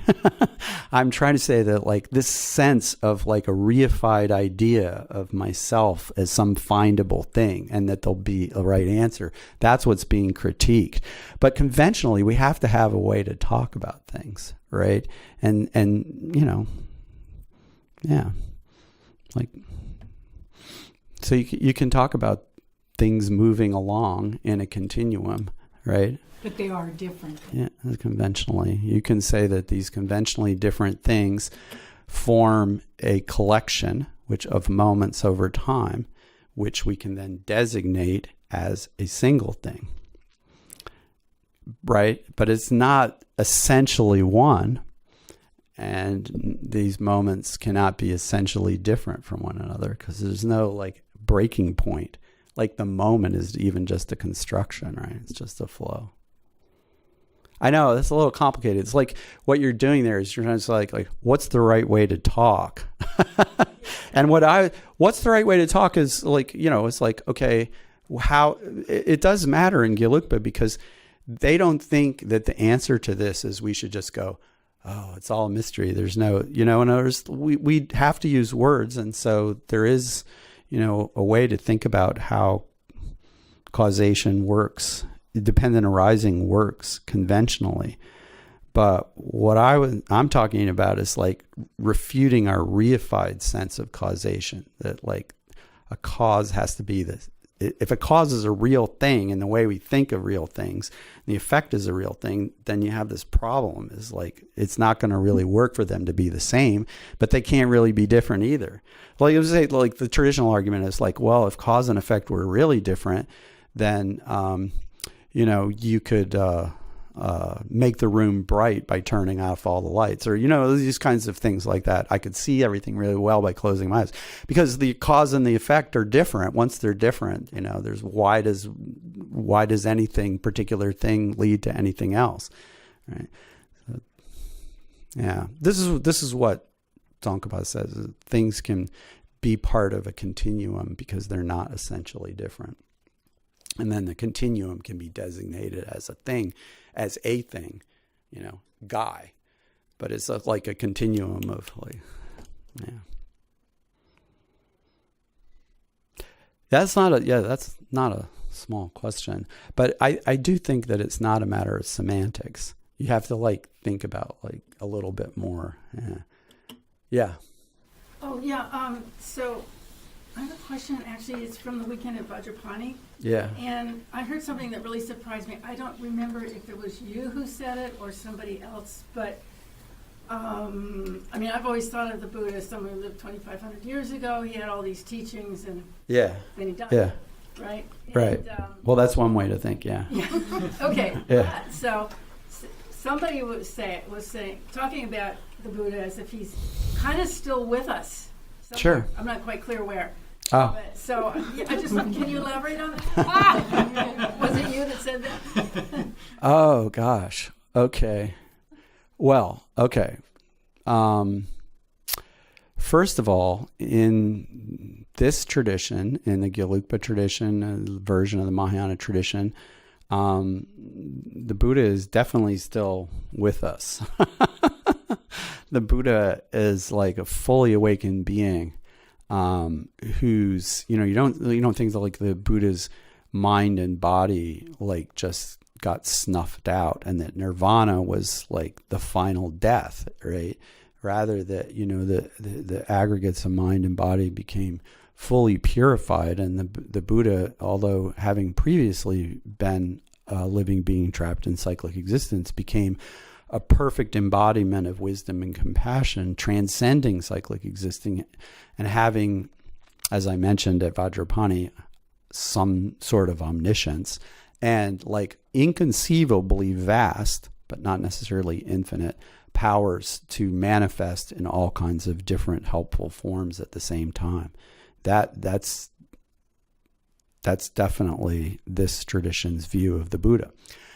Now, that's not everybody's view of the Buddha, right? And it's not Theravada's view of the Buddha. It's not like, not everybody in the West thinks of the Buddha that way.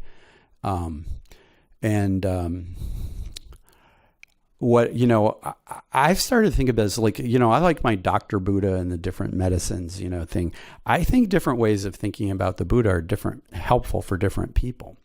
And so, I told some of my friends up at Shervasti Abbey, who are part of this same, they're not FPMT, but they're part of the same Dalai Lama type of Gelugpa Buddhism, is that, suppose we posit that the Buddha was exactly as I just described, has perfect form body, that and able to manifest in all these ways, simultaneous trillions of ways to help everybody at the same time, and has this perfect omniscient wisdom, consciousness, and knows emptiness and all the phenomena that exist conventionally all at the same time. That being chose to appear as a dude who got his foot cut by his cousin, and bled a lot. I mean, why did he do that? Because it was necessary to be helpful to a bunch of people. Right? And my point is that it implies that even if you have the big Buddha view, you have to acknowledge that the human Buddha, right, it is a valuable teaching of the big Buddha. And it's because it's the teaching that helps some of us. Do you see what I'm saying? And so this is my way of saying like, okay, well, if the Buddha who got his foot caught on a boulder splinter and they couldn't stop the bleeding, that when his cousin was trying to kill him, if that Buddha, a Buddha who has that kind of vulnerability and is a human, if that's the Buddha that works for us, we was like, that's part of the teaching. I mean, it's a legitimate part of the teaching, no matter where you're coming from. Okay, well, I'm kind of interested in the other one, but I don't understand it. I mean, oh yeah. I mean, why isn't he helping us now then? Oh well, yeah, maybe he is, or she. Yeah. See, yeah. I mean, at that point, you can't really kind of say Buddha is essentially male. Buddha is never essentially male or female, right? First place. So can manifest in whatever form is most helpful. That's in Lotus Sutra. It talks about Avalokiteshvara can appear as a young woman or an old woman or a king or a prince or all, whatever, all these different things. It's not like there's this core essence of it being one particular thing. Yeah.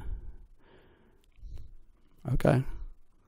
Well, thank you all for listening for so long. Yeah, I was happy to come and talk to you. Yeah. Great. Thanks.